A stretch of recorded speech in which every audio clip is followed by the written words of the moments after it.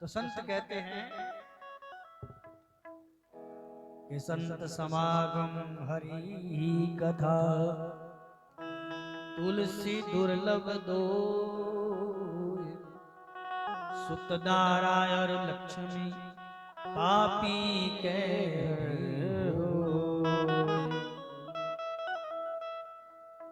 सुंदर धर्म पत्नी पापी के घर में भी होती है।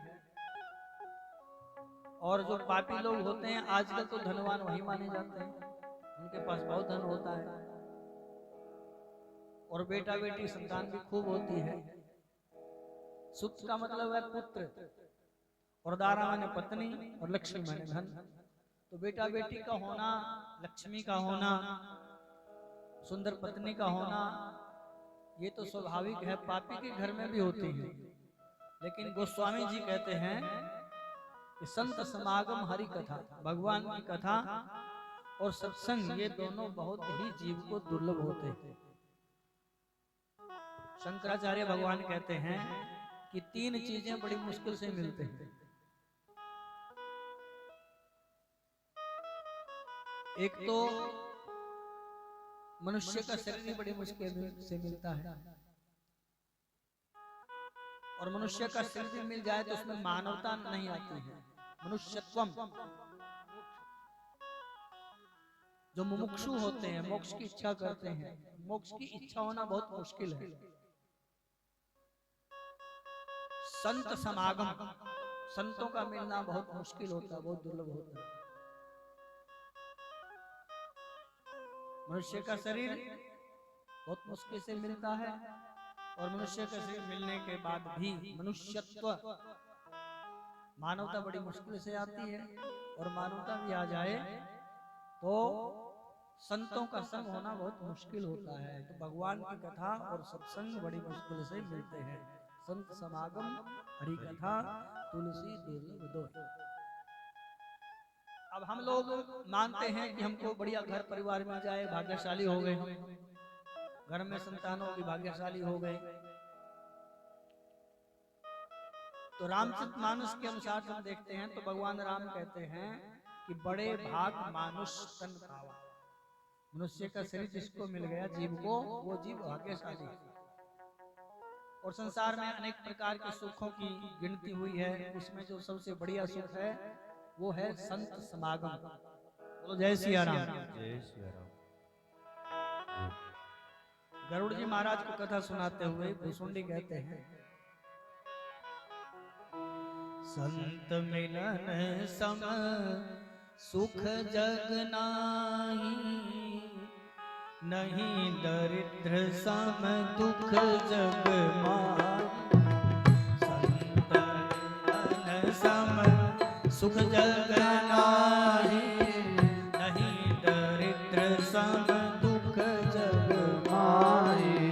जय सिया राम, जय जय सिया राम, जय सिया राम, जय जय सिया राम, जय सिया राम, जय जय सिया राम, जय सिया राम, जय जय सिया राम। संत मिलन सम सुख जग नाही, नहीं दरिद्र सम दुख जग माही। संत मिलन सम सुख जग नाही, नहीं दरिद्र सम दुख जग माही। संत मिलन सम सुख जग नाही, जब सत्संग मिलता है तो उसके समान कोई सुख नहीं है। और सबसे बड़ा दुख है दरिद्रता। जब दरिद्र आदमी है वो सुखी नहीं रहता कभी भी। आप देखते हैं यहाँ पे सब लोग, जिसके पास ना खाने के लिए ना पहनने के लिए है, तो उसको सुख कहाँ से मिलेगा।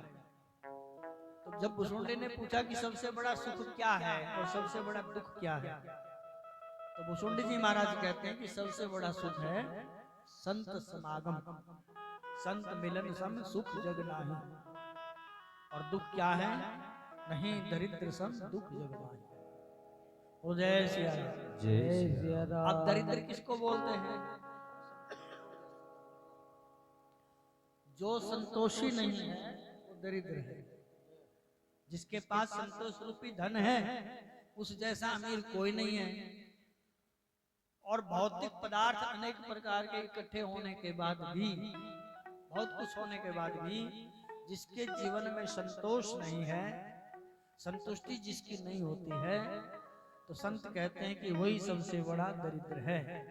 इसलिए दरिद्र आदमी को कभी भी सुख नहीं मिलता, चैन नहीं मिलता, शांति नहीं मिलती है, उसको जीवन में दुख ही दुख रहता है। बोलो जय सिया राम। जय सिया राम। तो संतोष जिसके जीवन में है वो सबसे बड़ा धनवान, और संतोष जिसके जीवन में नहीं है वो सबसे बड़ा दरिद्र।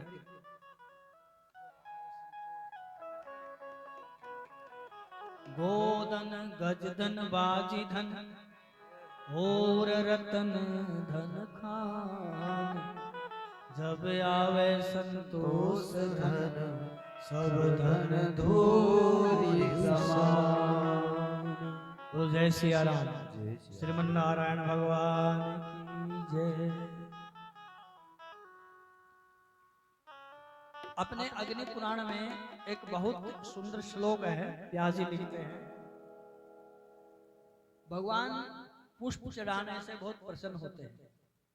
जब भगवान को तिलक लगाते हैं, अक्षत लगाते हैं, तो भगवान को हम पुष्प समर्पित करते हैं। भगवान गीता में उद्घोष करते हैं कि पत्रम पुष्पम फलम तोयम यो मे भक्त्या प्रेक्षति तदहम भक्त्याओ प्रियतम अश्नामि प्रियतात्मना। भगवान कहते हैं कि हे अर्जुन, कोई मुझको पत्ता अर्पण करता है, पत्रम कोई भी पत्ता हो, बेल पत्र हो, तुलसी पत्र हो, किसी प्रकार के पत्ते भगवान को चढ़ा दो। और जैसे मंगलवार को तो पीपल के पत्तों की माला बना करके हनुमान जी को चढ़ाते हैं कई लोग। तो भगवान कहते हैं कि पत्रम कोई भी पत्ता, तुलसी पत्र, बेल पत्र मुझको चढ़ा दे। पुष्पम कोई भी फूल मुझको चढ़ा दे, गेंदा का फूल चढ़ा दो, गुलाब का चढ़ा दो, कोई जंगली फूल लेकर के भगवान को चढ़ा दो, भगवान उससे प्रसन्न हो जाते हैं। फलम कोई भी फल भगवान को चढ़ा दो। वैसे जब फल की बात आती है तो हमारा जो सत्कर्म रूपी फल है वो भगवान को अर्पित करना चाहिए। जो आपने सत्कर्म किया तो उसका फल होना चाहिए कि भगवान इससे प्रसन्न हो, और ये हम भगवान के चरणों में समर्पित करते हैं। तो अपना जो सत्कर्म रूपी फल है वो भगवान के चरणों में अर्पित कर देना चाहिए। बोलो जय सिया राम। जय सिया राम। यहाँ पर भगवान कहते हैं कि फल आप कोई भी फल मुझको चढ़ाइए, आम चढ़ाओ, केला चढ़ाओ। भगवान ने कोई नाम तो लिखा नहीं है। यदि भगवान नाम लिखते तो फिर चक्कर में पड़ जाते। कई लोग केला नहीं खाते कि हम केला नहीं खाते, तो केला क्यों चढ़ाएं भगवान में। इसलिए भगवान ने स्वतंत्र रूप से बोला, यहाँ पे ना किसी पत्ते का विशेष नाम लिया, और जल भी नहीं बताया कि गंगा जल चढ़ाओ, नर्मदा का जल चढ़ाओ, सरयू का जल चढ़ाओ, गोदावरी का जल चढ़ाओ। कोई भी जल चढ़ा दो भगवान को, तो सीधे वास बेसन पे जाओ, जल का लोटा भरो और भगवान को चढ़ा दो, भगवान खुश। तो भगवान ने चार चीजें बताई हैं, पत्रम पुष्पम फलम तोयम। पत्ता कोई भी चढ़ा दीजिए, फल कोई भी चढ़ा दीजिए, जल कोई भी चढ़ा दो, फल कोई भी चढ़ा दो। लेकिन चढ़ाने कैसे हैं वो भगवान ने एक शर्त रख दी है। भगवान कहते हैं कि यो में भक्त्या पृच्छति, जो प्रेम से चढ़ाता है, इतना प्रेम प्रकट हो जाए भगवान को चढ़ाते चढ़ाते कि हमारा जो शरीर है वो रोमांचित हो जाए। और जो इस प्रकार से भगवान को अर्पित करता है, तो भगवान कहते हैं कि अश्नामि प्रियतात्मना, उसको मैं खा लेता हूँ। मतलब भगवान ये नहीं कहते कि स्वीकार कर लेता हूँ, भगवान कहते हैं कि अश्नामी का जो शुद्ध अर्थ है वो है खाना, खा लेता हूँ भगवान कहते हैं। तो जो पत्र पुष्प फल इत्यादि भगवान को अर्पित करता है तो वो भगवान उसको खा लेते हैं, ये भाव है कहने का।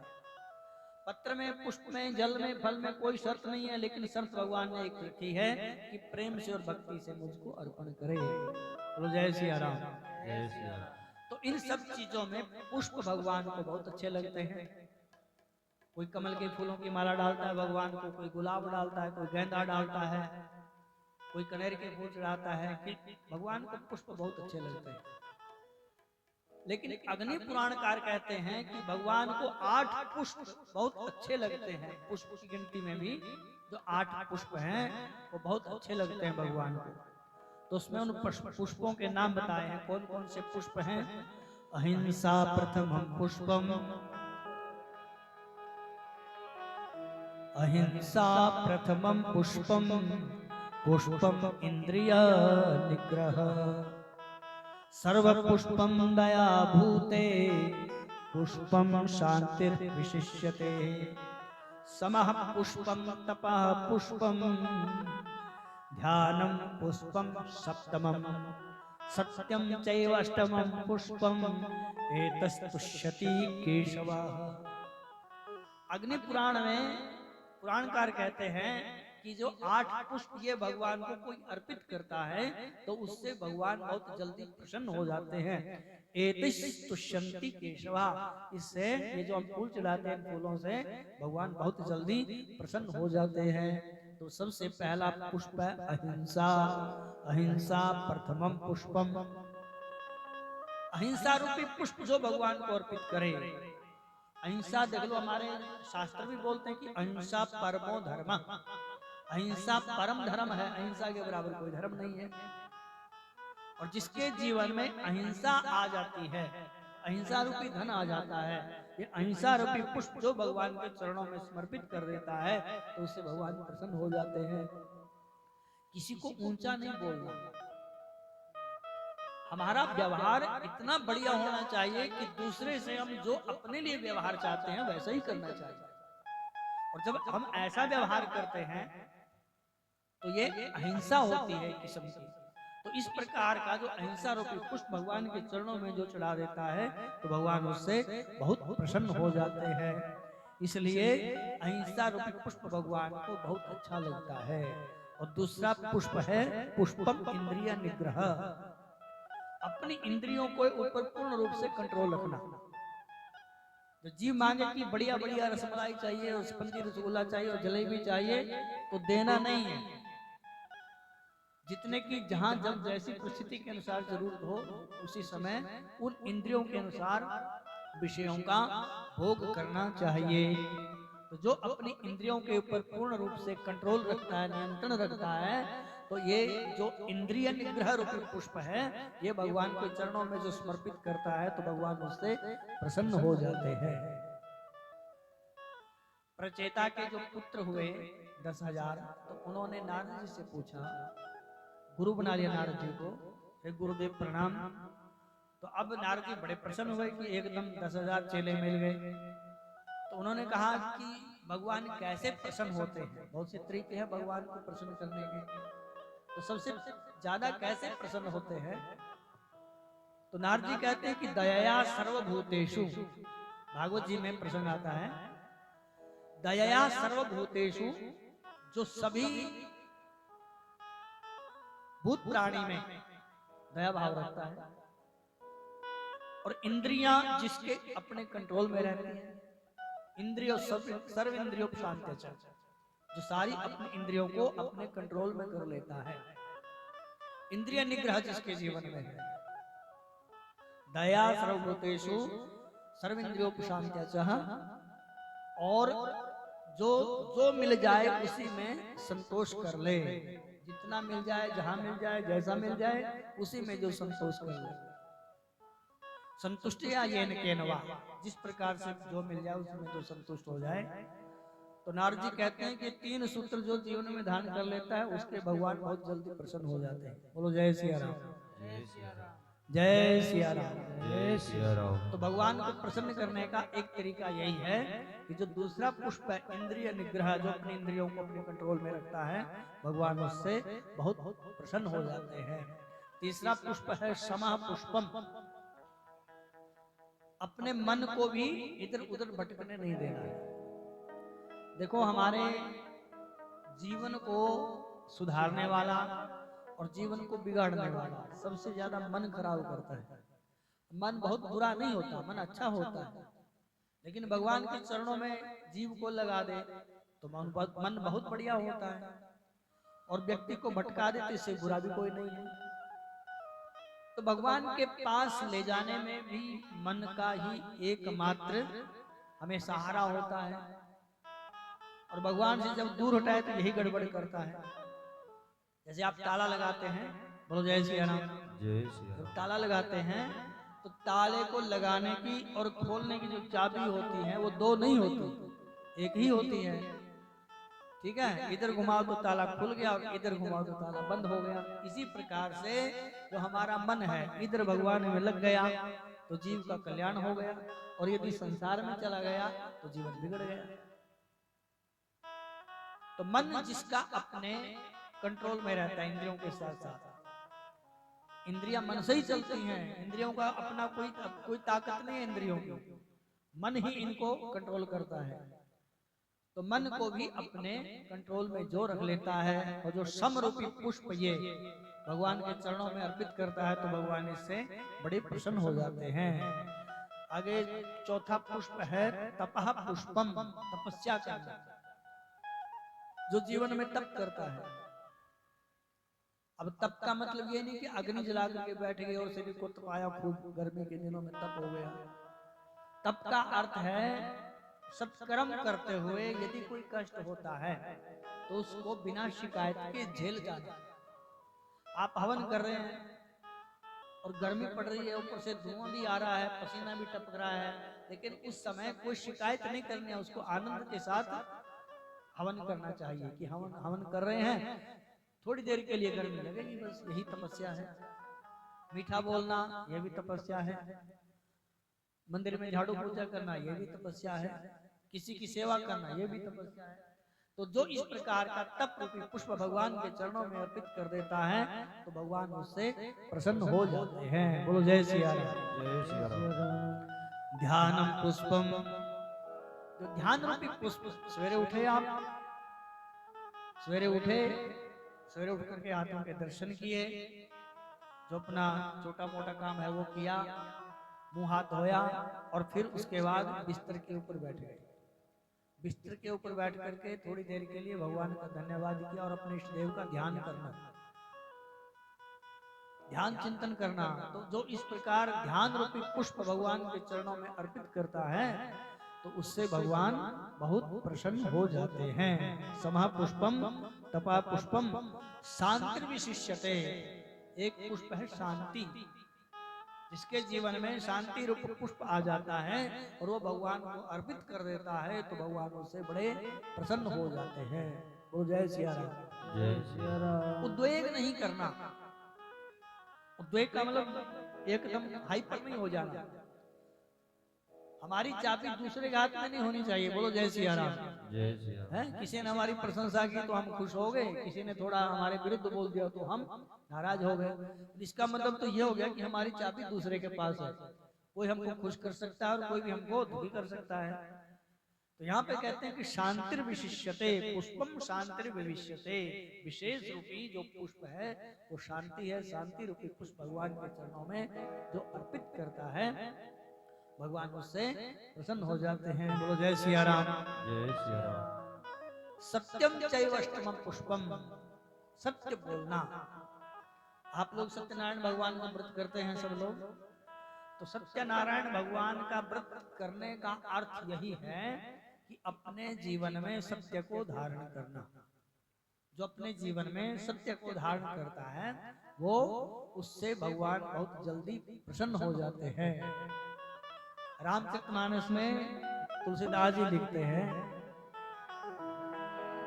धर्म न दूसर सत्य समान, धर्म न दूसर सत्य समान, धर्म न दूसर सत्य समान। जय सिया राम। जय सिया राम, जय सिया राम जय सिया राम। धर्म न दूसर सत्य समाना, आगम निगम पुराण बखाना। मतलब वेद पुराण श्रुति हमारे यही बोलते हैं कि धर्म न दूसरा सत्य समाना, सत्य के समान कोई दूसरा धर्म नहीं है। जब बोला कि अहिंसा परमो धर्म, अहिंसा परमो धर्म, ये भी फेल हो गया इसके आगे, क्योंकि इन्होंने बोल दिया कि धर्म न दूसरा सत्य समाना, सत्य के समान कोई दूसरा धर्म नहीं है। तो जो अपने जीवन में सत्य को धारण करता है, सत्य बोलता है, सत्य का आचरण करता है, तो ये 8वां पुष्प है। और जो 8 पुष्प भगवान को कोई अर्पित कर देता है तो भगवान उससे बहुत प्रसन्न हो जाते हैं। बोलो जय सिया राम। जय सिया राम।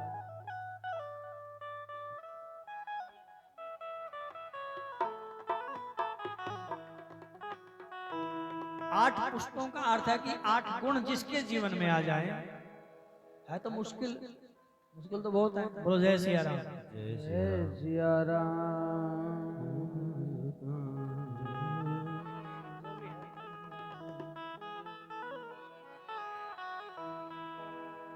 बोलो श्रीमन नारायण भगवान की जय।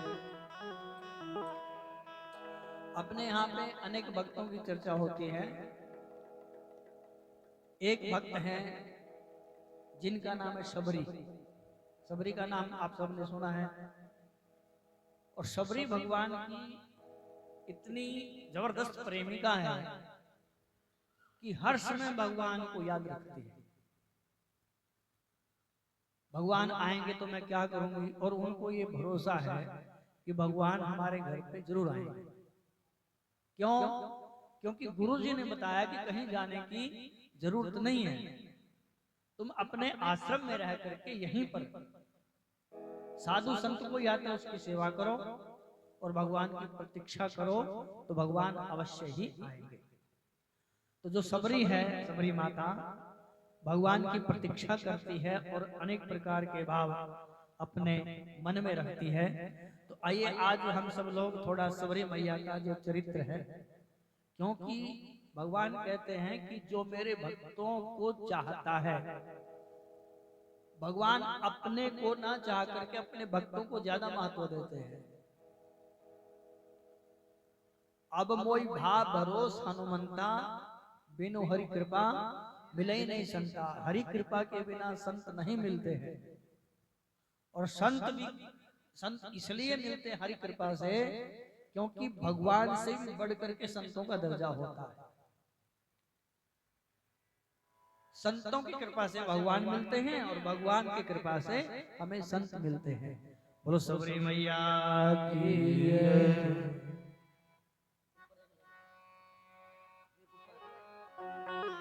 बोलो रामचंद्र भगवान की जय। तो शबरी भगवान की प्रतीक्षा करती है और अनेक प्रकार के भाव अपने मन में रखती है। मेरी झोपड़ी के भाग आज खुल जाएंगे, राम आएंगे। मेरी झोपड़ी के भाग आज जाग जाएंगे, राम आएंगे। मेरी झोपड़ी के भाग आज जाग जाएंगे, राम आएंगे। राम आएंगे, आएंगे राम आएंगे, राम आएंगे, आएंगे राम आएंगे। मेरी झोपड़ी के भाग आज जाग जाएंगे, राम आएंगे। मेरी झोपड़ी के भाग आज जाग जाएंगे, राम आएंगे।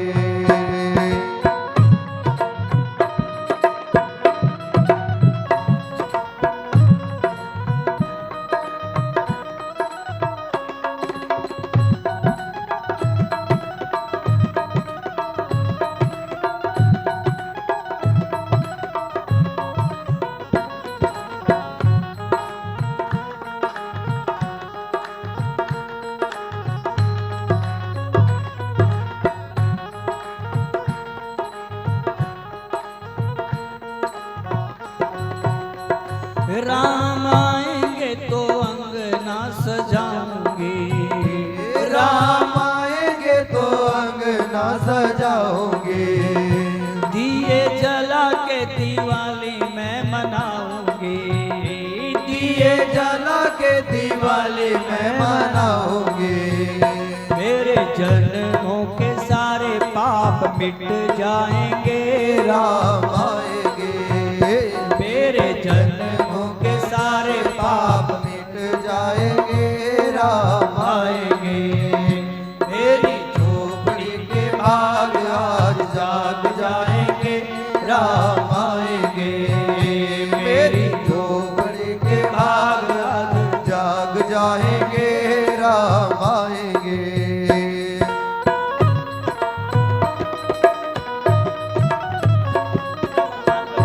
भगवान को दिया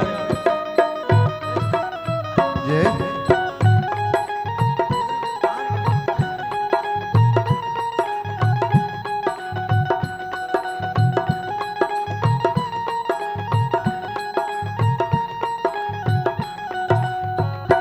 राम झूलेंगे तो झूला मैं झुलाऊंगी राम झूलेंगे तो झूला मैं झूलाऊंगी। मीठे मीठे मैं तो भजन भजन सुनाऊंगी। मीठे मीठे भजन सुनाऊंगी। राम झूलेंगे तो झूला मैं झुलाऊंगी राम झूलेंगे तो झूला मैं झूलाऊंगी। मीठे मीठे मैं तो भजन सुनाऊंगी मीठे मीठे मैं तो भजन सुनाऊंगी। मेरी जिंदगी के सारे दुख मिट जाएंगे राम आएंगे। मेरी जिंदगी के सारे दुख मिट जाएंगे राम आएंगे। मेरी झोपड़ी के भाग आज जाग जाएंगे राम आएंगे। मेरी झोपड़ी के भाग आज जाग जाएंगे राम आएंगे।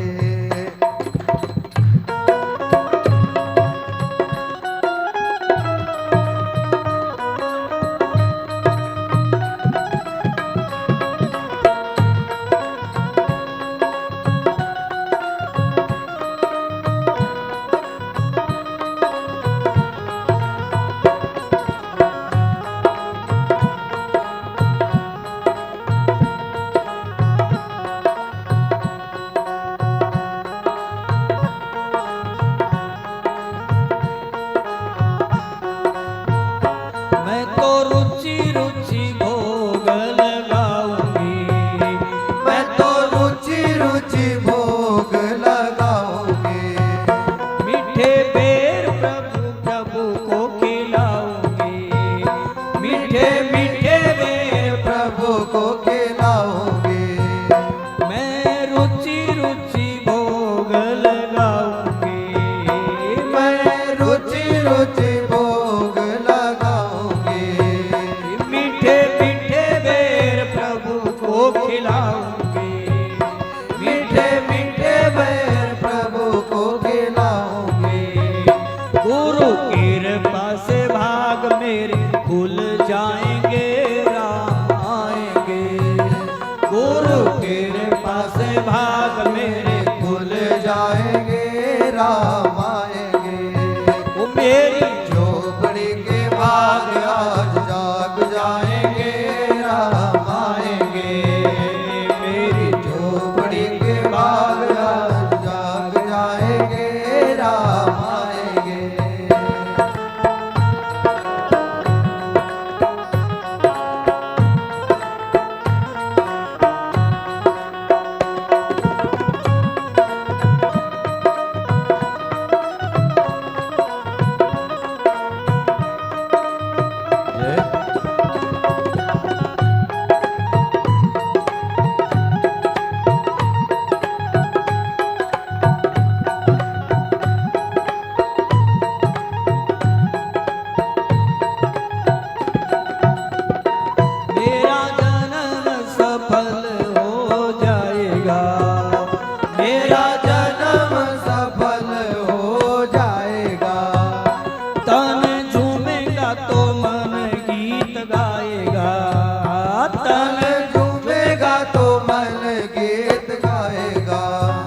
मेरा जन्म सफल हो जाएगा।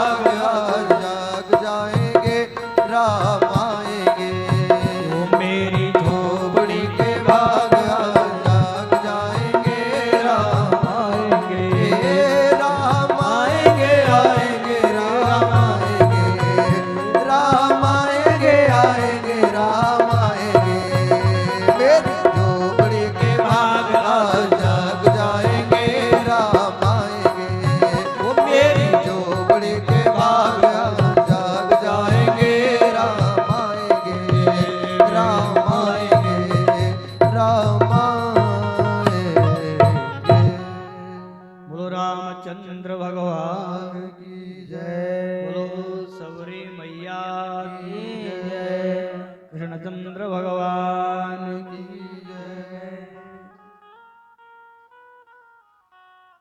सबरी का जो पूर्व चरित्र है आप सब लोग परिचित भी होंगे। सबरी एक जाति मानी जाती है। सबर जो होते हैं, तो भील जाति बोलते हैं उसको, सबरी को भील नहीं बोलते थे। तो जब ये छोटी थी कन्या, तो इसका कन्यादान किया जाना था, शादी होनी थी। तो उस समय उनके परिवार में ये प्रथा थी कि जब कोई बारात आती है ना, तो उसका स्वागत मांस मदिरा इत्यादि से किया जाता था। जैसे भोजन बनाते हैं ना हम लोग, उसमें कई प्रकार के भोजन की चर्चाएं हुई हैं। कोई तामसिक है, कोई सात्विक है, कोई राजसिक है। तो ये बहुत तामसिक भोजन माना गया है मांस। तो जब इसने अपने माता जी से, पिताजी से पूछा कि हमारे घर में पहले कभी भी इतने पशु मैंने नहीं देखे, मतलब जैसे कल को इसके फेरे होने हैं, शादी होनी है, तो आज सारी व्यवस्था कर दी वहां पर। तो बकरे बकरियां और ये वो जब वहां पर पशु लाए गए मारने के लिए, तो उसने पूछा सबरी ने, छोटी सी थी बेचारी, तो हमारे घर में इतने पशु क्यों आ जाए हैं?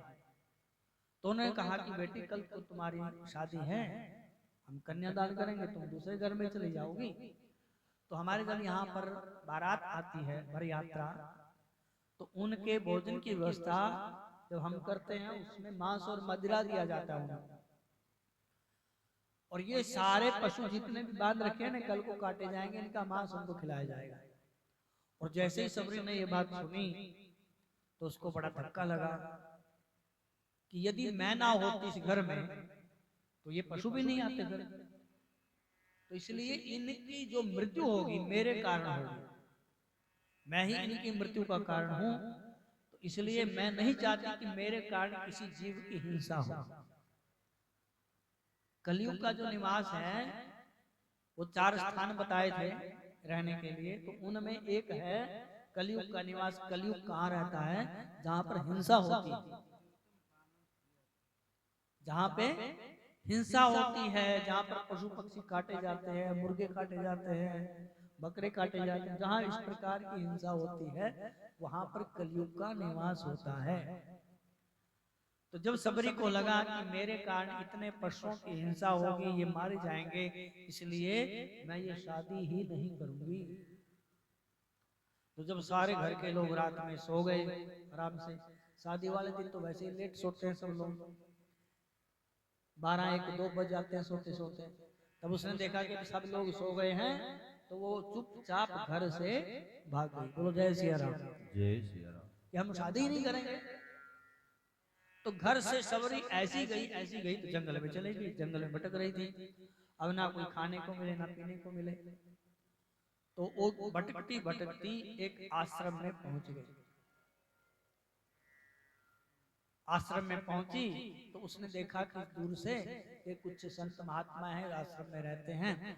अब उसको ऐसा लगा कि हम लोग नीच जाति के हैं, और जो नीच जाति के लोग होते हैं उनको अस्पृश्य माना जाता है।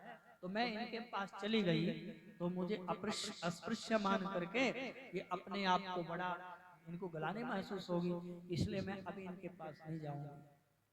तो उसने अपनी रात वहीं पर थोड़ी बहुत जो बची थी पेड़ के किनारे काटी रात में, तो जंगल में रहती थी। रात को जब ऋषि महात्मा लोग सो जाते हैं तो वो रात में उठती और उनका जो आश्रम था, उनका जो आंगन था या रास्ता था जो जहां जाते थे, उस सारे के सारे रास्ते को वो साफ कर देते थे। जब महात्मा को पता लगा, अपने शिष्यों को बुलाया कि आज किसने सफाई की है, तो शिष्यों ने कहा कि भाई आज तो जैसे बारी लगती है ना, गुरुकुल में विद्यार्थी पढ़ते हैं तो उनकी ड्यूटी लगा जाती है, आज तुमने ऐसा काम करना, आज तुमने ऐसा काम करना है, तो सब बारी बारी से करते हैं। तो ऐसे ही जो उनके संत रहते थे वहां पर 10-20 लोग, तो सबकी ड्यूटी लगती थी कि आज तुमने ये काम करना है, तुमने ये काम का ये काम करना है। तो बुलाया गया सबको कि सफाई की ड्यूटी किसकी थी, किसकी बारी थी आज। तो बोला कि महाराज मैं तो जब करने गया तो अब कोई ऐसे होता झूठ बोलने वाला तो बोल देता कि हाँ महाराज आज तो मैंने की है और देखो कितनी बढ़िया सफाई हुई है। लेकिन वो तो त्रेता युग के महात्मा थे ना। जब उन्होंने बता दिया गुरु जी हमने सफाई नहीं की है, जब हम उठे तो सारा ही साफ था एकदम चकाचक। तो देखा भी कौन करके गया, रात को किया होगा किसी ने। तो चलो कोई बात नहीं, खैर अगले दिन फिर ऐसे सबरी उठी रात में और अपना वहां से झाड़ू झाड़ू लगा करके जो भी सारा चकाचक बढ़िया बना दिया आश्रम रास्ता उसका। तो गुरुजी ने फिर पूछा, ऐसे 2-3 दिन बीत गए तो गुरुजी ने विचार किया कि चलो देखते हैं रात में कौन आता है। जो सारे सो गए तो गुरुजी जाग रहे थे। तो ये शबरी आई, छोटी सी बिटिया है 9-10 वर्ष की। तो इसने वो झाड़ू झाड़ू लेकर के जो भी पत्ते वत्ते रहे होंगे उससे झाड़ू बनाया, उसे साफ करती थी वो। तो महात्मा ने जा करके इनके पास कहा, क्या था गुरु जी का नाम?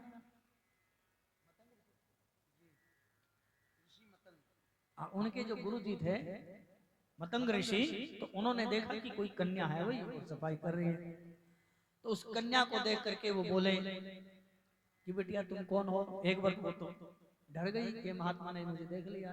लेकिन जैसे ही महात्मा उनके पास गए बोले बेटिया तुम डरो मत, हम कुछ नहीं कहेंगे, तुम अपना परिचय दो। तो फिर उसने सबरी ने वो सारी बात अपनी घरवाली बताई। तो उन्होंने कहा कि हम तुम्हें राम नाम का उपदेश करते हैं और तुम हमारे इस आश्रम में रहो, और जब तुम हमारे इस आश्रम में रहोगी तो तुम्हें कहीं जाने की जरूरत नहीं है, राम अपने आप यहाँ पर आएंगे।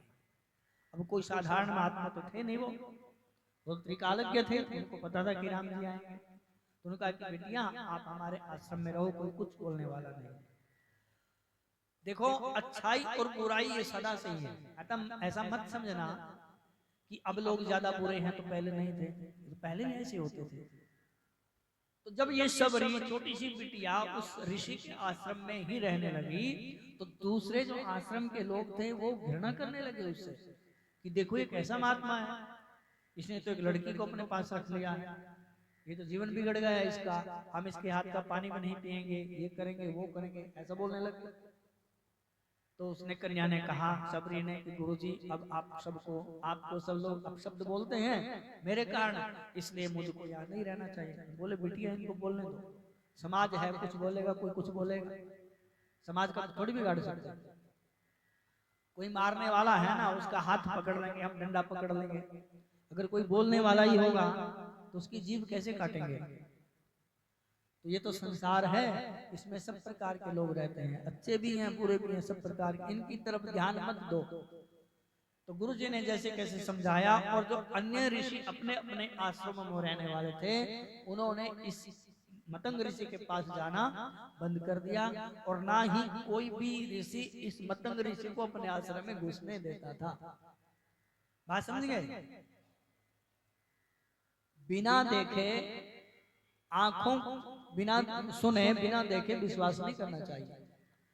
हम लोग कई बार दूसरे की बात को सुन करके ही विश्वास कर लेते हैं, देखते नहीं हैं। और ये जीव का स्वभाव है, जब हमारे लिए या हम किसी की अच्छी या बुरी बातें सुनते हैं, ये हमारा स्वभाव होता है कि हम दूसरे के दोष को जल्दी पकड़ लेते हैं। यदि कोई बोलेगा आपको कि आपके बारे में कोई दूसरा आदमी चर्चा कर दे, भाई वहां पे 28 सेक्टर में एक माता जी रहती हैं, बहन जी, जिनका नाम संतोष है, वर्मा मोटर वाले, और वो बहुत केले चढ़ा के जाते हैं मंदिर में, और 28 सेक्टर में ही बहुत कुछ देते हैं। तो कई लोग विश्वास नहीं करेंगे, नहीं ऐसा नहीं, ऐसा कहाँ करते होंगे वो, क्योंकि ये अच्छाई है, अच्छाई को नहीं सुनता कोई।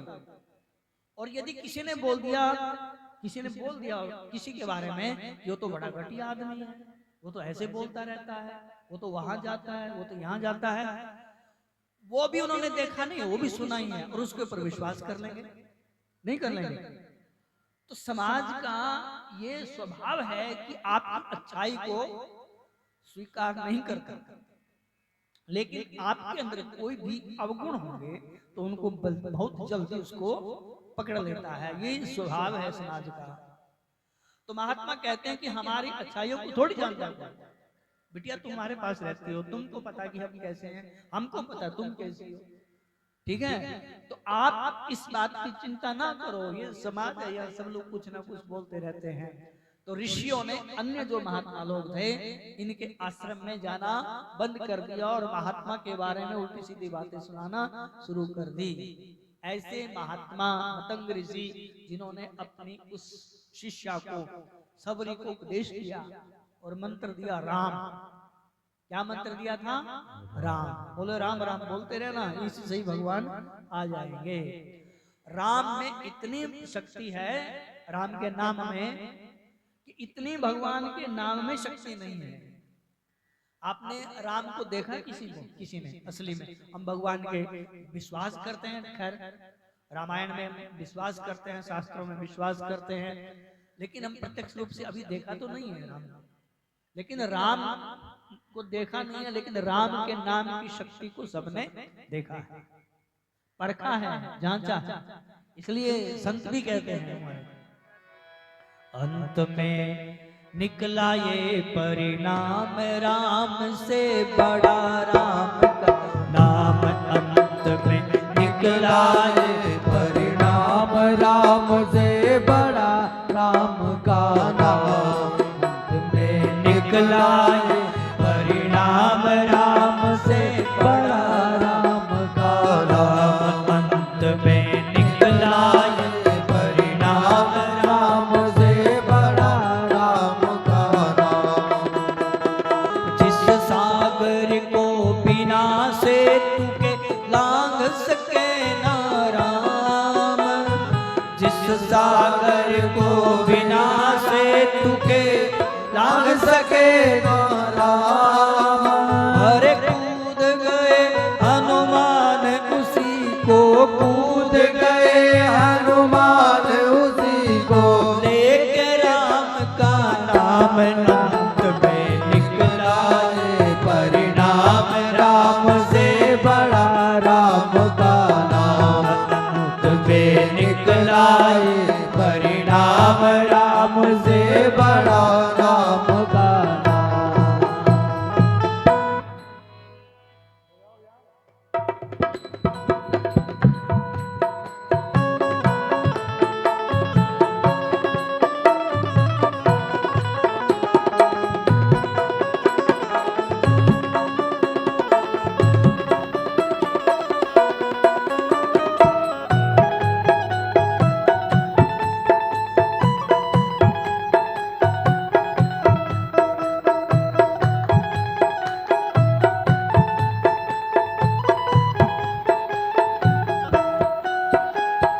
नामी को चिंता रहती है नाम न हो बदनाम। नामी को चिंता रहती है नाम न हो बदनाम। अरे नामी को चिंता रहती है नाम न हो बदनाम। नामी को चिंता रहती है नाम न हो बदनाम। राम के बांधे चले आएंगे, नाम के बांधे चले जाएंगे। आखिर एक दिन राम अंत में निकला ये परिणाम राम से बड़ा राम का नाम। अंत में निकला ये परिणाम राम से बड़ा राम का नाम। राम से बड़ा राम का नाम। राम से बड़ा राम का नाम। बोलो रामचंद्र भगवान की जय। उल्टा नाम जपत जग जाना, वाल्मीकि भय ब्रह्म समाना। ये तो सीधे नाम की महिमा है। अगर सीधे की अपेक्षा कोई उल्टा भी नाम भगवान का नाम कोई जपे तो उसको भी अनेक प्रकार की सिद्धियां प्राप्त हो जाती हैं। ये भगवान के नाम की महिमा है। तो भगवान का जो पवित्र नाम है राम, इसका उपदेश किया शबरी को। और शबरी को कहा कि बेटा कहीं जाने की जरूरत नहीं है, इस आश्रम में ही भगवान की प्रतीक्षा करना, भगवान राम अवश्य आएंगे। बोलो जय सिया राम। वहां पे कोई सरोवर था पानी पीने वाला, उसी में से महात्मा लोग पानी ले लेते थे नहाने धोने के लिए।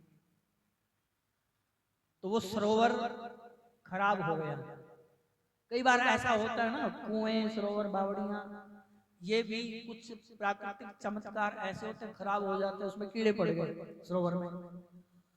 और उन्होंने ये उलाहना देना शुरू कर दिया कि सबरी इसमें से पानी लेने के लिए आती है, वो कन्या, वो बिटिया लेके आती है, वो अपने आप में पवित्र नहीं है, इसलिए उसके कारण ये सरोवर अपवित्र हुआ है। ये उनके दिमाग में मतलब बात बैठ गई ऐसे। जो आदमी हमेशा नकारात्मक सोचता है, नेगेटिव सोचता है, तो उसको कई प्रकार की और बीमारियां प्रकट हो जाती हैं शरीर में, मानसिक बीमारियां भी और शारीरिक बीमारियां भी। और जो आदमी सकारात्मक रहता है, हमेशा पॉजिटिव रहता है, तो उसको शारीरिक बीमारियां और मानसिक बीमारियां ना होने की संभावना रहती है, मतलब होती नहीं है उसको। अब जब वो सोचते थे कि ये अपवित्र है, इसका चरित्र ठीक नहीं है, महात्मा ऐसे रहते हैं, ये है वो है सब, तो सब के सब ऐसे मन में सोचने लगे कि सबरी जब से यहाँ आई है तब से ये सरोवर खराब हो गया है। बोलो जय सिया राम। जय सिया राम। तो सरोवर पे कोई पानी लेने के लिए नहीं जाता था। आरोप लगा शबरी के ऊपर, क्योंकि शबरी तो ऐसी नहीं थी। चलो खैर, अब एक दिन महात्मा ने कहा कि बेटी अब हमारा समय हो गया है, अब हम तो यहाँ से चलते। तो मतंग ऋषि ने अपना योग समाधि लगाई और अपने शरीर का परित्याग किया, और शबरी अपने आश्रम में रहती है। और जो दूसरे संत थे वो भी उस आश्रम को छोड़ करके चले गए। लेकिन शबरी को विश्वास था कि गुरु जी ने जो बोला है वो अवश्य ही मेरे प्रभु राम यहाँ पे आएंगे, कहीं नहीं जाती है, प्रतीक्षा करती है। देखो, जब शबरी अपने आश्रम में आए गुरु जी के, तो 9-10 वर्ष की कन्या थी वो, और जब राम उसके घर में आते हैं तो कितना समय बीत गया। लेकिन उनको इतना विश्वास था, इतना विश्वास था कि जो गुरु जी हैं हमारे, जो बोलते हैं वो अवश्य ही सत्य बोलते हैं। उनके वचनों पर जो विश्वास नहीं करेगा तो शिष्यता किस बात की। गुरु में, मंत्र में, औषधि में, ब्राह्मण में, जितनी ज्यादा शास्त्र में जितनी ज्यादा श्रद्धा होगी उतना बढ़िया काम करेगा। आप दवाई खाते हैं, दवाई खाते हैं इसलिए ये सोचकर खाते हैं कि दवाई खाएंगे ठीक हो जाएंगे, और उस दवाई का ऐसा प्रभाव होता है कि आदमी गले तक भी चाहे नीचे ना जाए वो, तभी वो आदमी ठीक होना शुरू हो जाता है। बोलो जय सिया राम। एक स्कूल में जैसे बच्चे पढ़ते होते हैं ना, स्कूल में बच्चे पढ़ते थे, तो एक विद्यार्थी उठा तो उसने बोला कि मैडम मेरे सिर में बहुत दर्द हो रही है और गोली खानी पड़ेगी, मेरी माता जी मेरे को गोली दे देती है, कभी कभी मेरे को दर्द होता है। अब मैडम ने अपना दिमाग से काम लिया कि कई बार हमारी मानसिकता जो है ना, मेंटलिटी, वही काम कर जाती है। तो उसने अपने थैले में से एक टॉफी निकाली, मीठी मीठी टॉफी निकाली, और कहा कि ला बेटा ये पानी के साथ इसको निगल लिया। तो उसने सोचा कि चलो विश्वास से खाएगा तो ठीक ही हो जाएगा। तो मैडम ने वो जो गोली थी टॉफी मीठी, वो उसको दी और उसने गट करके पानी में पी गया वो। और उसका इतना विश्वास था उसके ऊपर कि अब जो मैडम ने गोली दी है ना, मैं इससे ठीक हो जाऊंगा। तो 10 मिनट बाद फिर उन्होंने पूछा अध्यापिका ने कि बेटा अब कुछ ठीक है? तो कहता हाँ, अब मेरा सिर दर्द ठीक हो गया है। बोलो जय सिया राम। तो सिर दर्द क्यों ठीक हुआ? क्योंकि उस दवाई में, उस औषधि में विश्वास था। अरे 2 आदमी बैठे हुए हैं, खाना खा रहे हैं, आपने निगल लिए 2-4 ग्रास, और जो साथ वाला बैठा है उसकी थाली में आ गया कीड़ा। हैं? उसने बोला कि अरे रे तो भोजन गंदा है, कीड़ा है। और ऐसा आपने सुना ही था कि आपकी भी उल्टी निकलने को हो गई। क्यों? क्योंकि आपके दिमाग में ये बात बैठ गई कि इसका ये भोजन जो वही हमारा है, इसलिए हमारे अंदर भी चला गया। जब तक वो नहीं बोला तब तक तो आपको कुछ नहीं हुआ, लेकिन बोलने के बाद मानसिकता हमारी ऐसी हो गई कि हमारा भी उस भोजन पर ऐसा ही विश्वास हो गया कि जैसा इसका है। तो हमारा जैसा विश्वास होता है उसी प्रकार की हमारी क्रियाएं होनी शुरू हो जाती हैं। आदमी को हमेशा पॉजिटिव रहना चाहिए। तो जो महात्मा लोग थे वो भी छोड़ करके चले गए, लेकिन जो सबरी है वो वहीं पे रहती है, क्योंकि गुरु जी ने बोला है कि एक दिन राम जरूर आ जाएंगे। गुरु जी के वचनों पर उसका पूरा भरोसा है। अब वो कभी पेड़ तोड़ करके ले आती है, आपने कथाएं सुनी है, रास्ता साफ करती है हर रोज। बोलो जय सिया राम। जय श्री राम। तो आपको लगता है कि हमारे राम आएंगे एक दिन, तो आप क्या क्या व्यवस्था रखते हैं भगवान के लिए? करते हैं कुछ? भाई जो भगवान आ गए, मतलब राम जी आएंगे या नहीं आएंगे, तो उनके लिए कुछ रखा है सामान? क्या इसे उठाएंगे, क्या करेंगे? वो तो हर रोज झाड़ा पूजा करती और नए फूलों का आसन बनाती, 2-4 मालाएं बना करके रखती है। तो फिर वो इंतजार प्रतीक्षा, मतलब क्या अभी आ जाए, ऐसे प्रतीक्षा करती थी वो। फूल उसके मुरझा जाते, बेर खराब हो जाते, उनको साइड में करती, अगले दिन फिर वहीं। और एक रास्ता नहीं साफ करती थी, 4 रास्ते थे आने जाने के, 4 रास्ते थे आश्रम में जाने के, और चारों में वो झाड़ू लगाती थी। पता नहीं इधर से आएंगे, या तो गुरु जी बोलते तो इधर से आएंगे, फिर तो वही करती वो। लेकिन गुरु जी ने ये नहीं बताया कौन से रास्ते से आएंगे, इसलिए चारों रास्ते आश्रम में आने वाले। जो भी उसका आश्रम रहा, छोटी मोटी झोपड़ी जैसी भी रही होगी, तो वहां पर सब जगह झाड़ू पोछा लगा करके बढ़िया तरीके से सजा करके रखती थी, फूल बनाती थी, चौकी बिछाती थी, बढ़िया बढ़िया पेड़ लेकर के आती थी, और साथ साथ में राम नाम जपती रहती थी। बोलो जय श्री राम। जय श्री राम। मेरी झोपड़ी के भाग आज जाग जाएंगे राम, मेरी झोपड़ी के भाग जाग जाएंगे राम आएंगे। मेरी झोपड़ी के भाग आज जाग जाएंगे राम आएंगे। मेरी झोपड़ी के भाग जाग जाएंगे राम आएंगे। राम आएंगे, आएंगे राम आएंगे, राम आएंगे आएंगे राम आएंगे। ओ मेरी झोपड़ी के भाग आज जाग जाएंगे राम आएंगे। मेरी झोपड़ी के बाद जाग जाएंगे राम आएंगे। राम आएंगे, राम आएंगे। बोलो शबरी मैया की जय। तो इतनी प्रतीक्षा करती थी, और प्रतीक्षा करते करते करते 80-90 वर्ष की होगी हैं?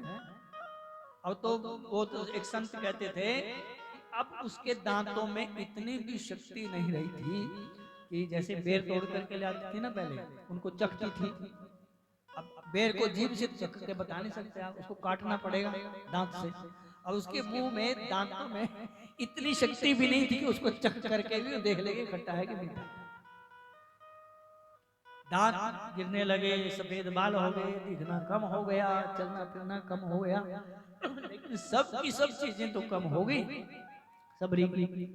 लेकिन सबरी का विश्वास वो कभी भी कम नहीं हुआ, और एक दिन भगवान उनके आश्रम में पहुंच गए। बोले रामचंद्र भगवान की जय। भगवान राम जब सीता की खोज में थे, आपको पता है सीता का हरण हुआ, तो कभी किसी से पूछते, कभी किसी से पूछते थे भगवान। तो कई प्रकार के राक्षसों को भी गति दी उन्होंने। तो राक्षस को गति देने के बाद एक अंतिम बार जब राक्षस को गति दी और सबरी की आश्रम की तरफ भगवान बढ़े, तो तुलसीदास जी लिखते हैं कि ताही दे गति राम उदारा, ताही दे गति राम उदारा। सब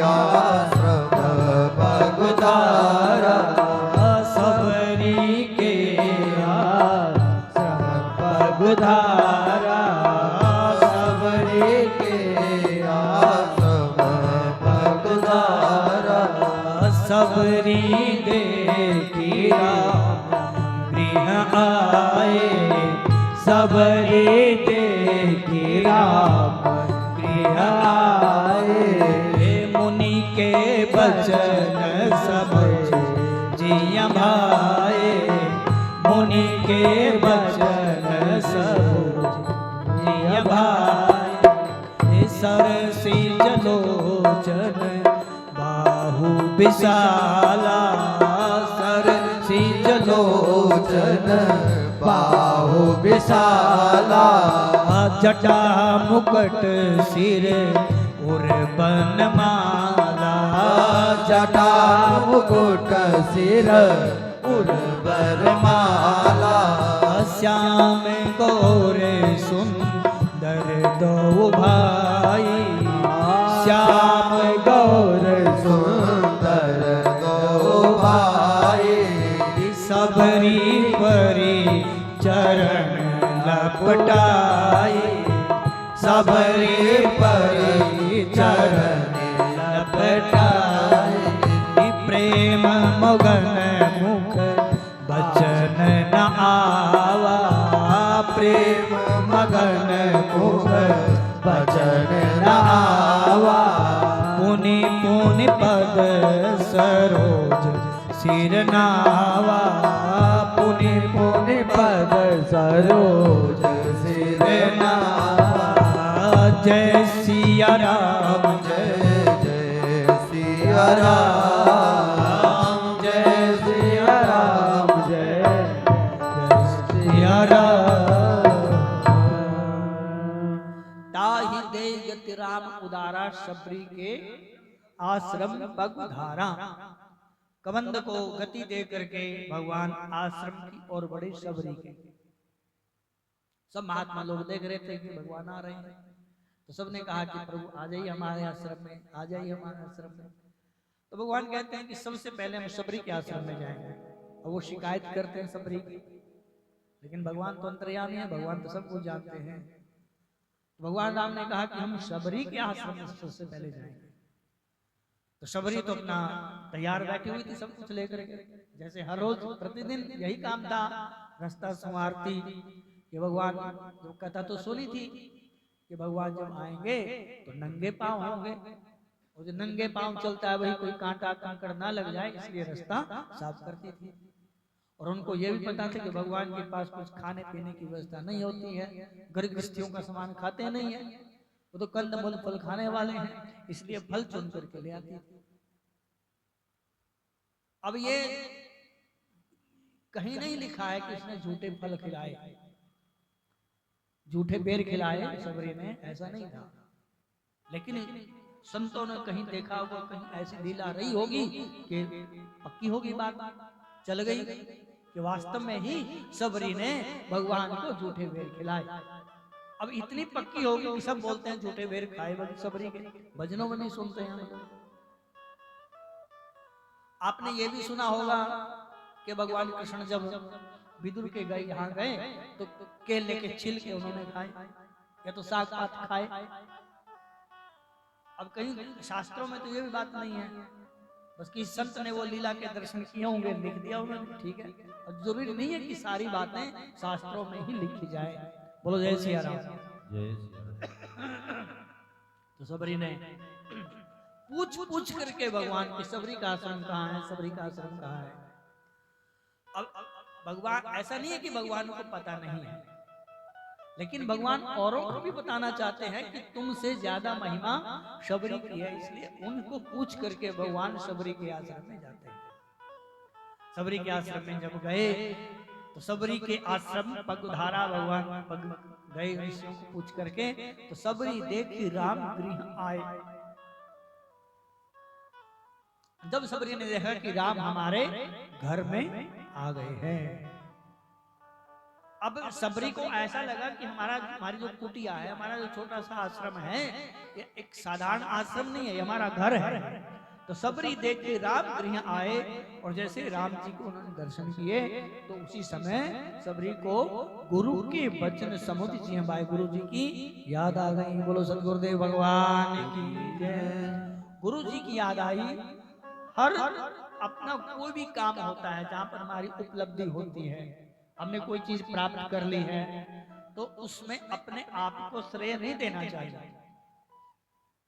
ये श्रेय देना चाहिए कि हमारे बड़े बुजुर्गों का ही ये आशीर्वाद है कि हमें ये चीज प्राप्त हुई है। अच्छा घर बन गया, हमारी कमाई से, हमारी हिम्मत से नहीं बना। ऐसे बहुत से लोग हैं बड़े बड़े जो बहुत पैसा लेकर के बैठे हैं, नहीं घर नहीं है उनके पास, वो किराए पे रह रहे हैं। तो घर बन गया है, बना है, अपना श्रेय अपने आप को नहीं मानना चाहिए कि हमने बनाया है। ये हमारे बड़े बुजुर्गों का आशीर्वाद है कि हमारा घर बन करके तैयार हो गया, घर में नई गाड़ी आ गई, कुछ भी उपलब्धि हुई है, धन आ गया, मित्र अच्छे मिल गए, घर परिवार का सुख मिला, तो ये विचार करना चाहिए कि ये सब हमारे बड़े बुजुर्गों और गुरुओं का आशीर्वाद है। तो अब सबरी अपने आप को ये नहीं मानती कि मेरे भजन के प्रभाव से आए भगवान। गुरु के वचन समझी जी भाई, गुरु के वचनों को सर्वोपरि रखा उन्होंने विचार किया कि हमारे गुरु जी के जो वचन थे वो सत्य हो गए कि राम जी आएंगे, तो राम जी आ गए। तो उनको देखा, सरसिज लोचन बाहु विशाला, उनके जो कमल नेत्र थे भगवान की, बड़ी बड़ी आंखें, जैसे उन्होंने बताया था कि राम जी ऐसे होंगे, तो बड़ी बड़ी आंखें भगवान की और बड़ी बड़ी भुजाएं होंगी। भगवान का एक नाम है आजानु भुज, आजानु भुज सरचाप दर संग्राम जित कर दूषण, आप पढ़ते हैं। आजानु भुज का अर्थ होता है जिनकी भुजाएं बहुत लंबी है, घुटने तक आती है। जानू बोलते हैं घुटने को, आजानु घुटने तक, घुटने तक जिनकी बाजू आती है वो भगवान राम है, उनका नाम है आजानु भुज। तो सबरी देखती है कि सरसिज लोचन बाहु विशाला, बड़ी बड़ी भुजाएं भगवान की हैं, जटा मुकुट सिर उर्बन भाला, और जटाओं का भगवान ने मुकुट बना रखा है, सिर पर जटा बांध रखी है और गले में बनवाला भगवान ने डाली हुई है, बहुत सुंदर है भगवान। अब सीता जी तो है नहीं साथ में, तो कौन कौन है? राम और लक्ष्मण, श्याम गौर सुंदर दो भाई, एक श्याम वर्ण के हैं और एक गौर वर्ण के हैं। राम जी श्याम वर्ण के हैं और लखन लाल जी गौर वर्ण के हैं। और सबरी परी चरण लिपटाई, एकदम अपने यहाँ कहते हैं कि दंडवत प्रणाम करो। दंडवत का अर्थ है कि एकदम जैसे डंडा है, डंडा को छोड़ दो एकदम गिर जाता है, ऐसे होती है दंडवत प्रणाम, डंडे की तरह गिर जाना। तो सबरी ने भगवान के चरणों में दंडवत प्रणाम किया, चरणों में लिपट गई सबरी। पहले तो सोचती कि भगवान से ये बात करूंगी, वो करूंगी, हैं सारी बातें पूछूंगी, लेकिन जब वो भगवान को उन्होंने देखा तो कुछ भी बोलने में असमर्थ हो गई। जब भगवान राम से पूछा गया, लक्ष्मण पूछते हैं कि प्रभु आपकी भक्ति जीव को प्राप्त हो गई है तो कैसे पता लगेगा? तो राम जी कहते हैं, राम जी ने कहा कि जो मेरा गुण गाते गाते जिसके नयन सनीर हो जाते हैं, नयनों से अश्रु गिरने लग जाते हैं, मम गुण गावत पुलक शरीरा गदगद गिरा नयन बह नीरा, काम आदि मद दम्ब न जाके तात निरंतर बस में ताके। बोलो जय सिया राम। जय श्री राम। भगवान राम कहते हैं कि जिस बात करने की इच्छा हो लेकिन वाणी कुंठित हो जाए, बोल ना पाए कुछ भी, शरीर रोमांचित हो जाए, आंखों से प्रेमासु टपकने लगे, तो जब ये तीन घटनाएं शरीर से घटती हैं तो उस समय समझ लेना कि इसको परमानंद जो हुआ है तो उसको मेरे दर्शन ही हो गए, ये समझ लेना, और मैं उसके बस में हो जाता हूँ जिसके साथ ऐसी घटना घटती है। मतलब वो जो बोलता है वैसे करने लग जाता हूँ। बोलो जय सिया राम। सबरी ने अपने जीवन में कभी भी किसी भी परिस्थिति में भोजन को तो छोड़ सकती है वो, लेकिन भगवान के भजन को उसने छोड़ा नहीं। राम राम नहीं छोड़ती थी। अब कंदमूल, अब जरूरी नहीं है कि जंगल में रहते हर रोज इसको मिलेंगे खाने के लिए, जरूरी तो नहीं है।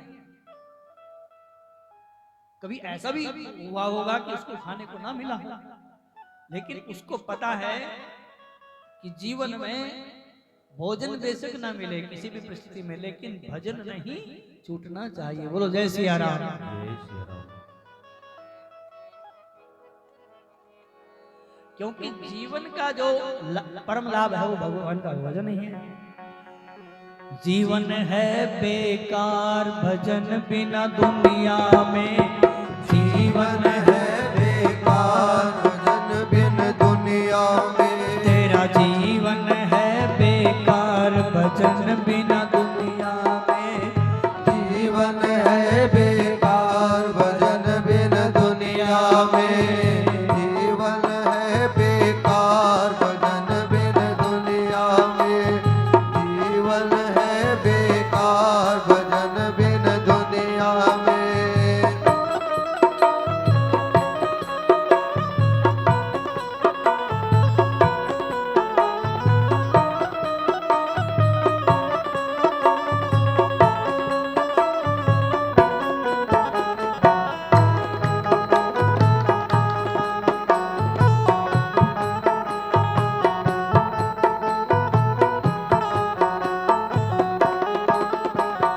बड़े भाग से नर्तन पाया, बड़े भाग से नर्तन पाया। इससे भी हरि गुण नहीं गाया। इससे भी हरि गुण नहीं गाया। किया न प्रभु से प्यार भजन बिन दुनिया में। किया न प्रभु से प्यार भजन बिन दुनिया में। तेरा जीवन है बेकार भजन बिना दुनिया में। हाँ जीवन है बेकार भजन बिन दुनिया में।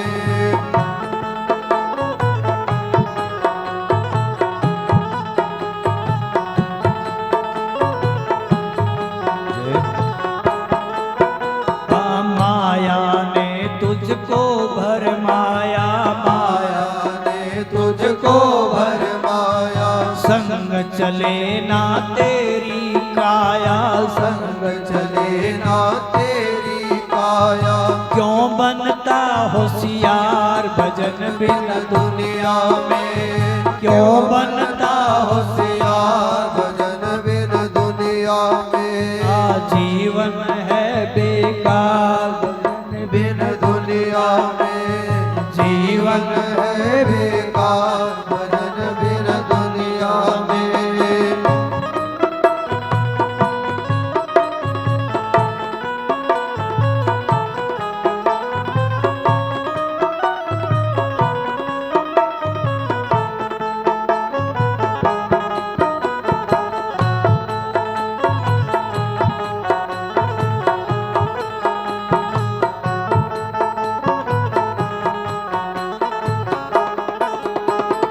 धन दौलत और महल खजाने।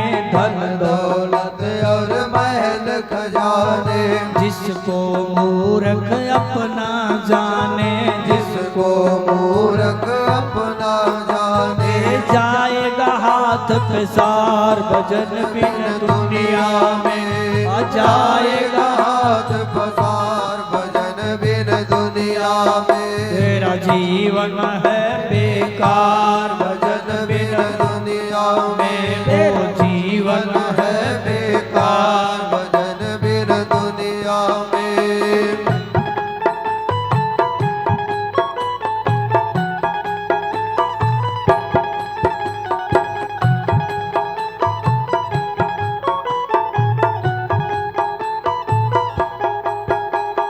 अब तो प्रभु की शरण में आओ। अब तो प्रभु के शरण में आओ। अपना जीवन सफल बनाओ। अपना जीवन सफल बनाओ। अब तो प्रभु की शरण में आओ। अब तो प्रभु के शरण में आओ। अपना जीवन सफल बनाओ। अपना जीवन सफल बनाओ। फिर कैसे हो उद्धार भजन बिना दुनिया में। कैसे हो उद्धार भजन बिन दुनिया में। जीवन है बेकार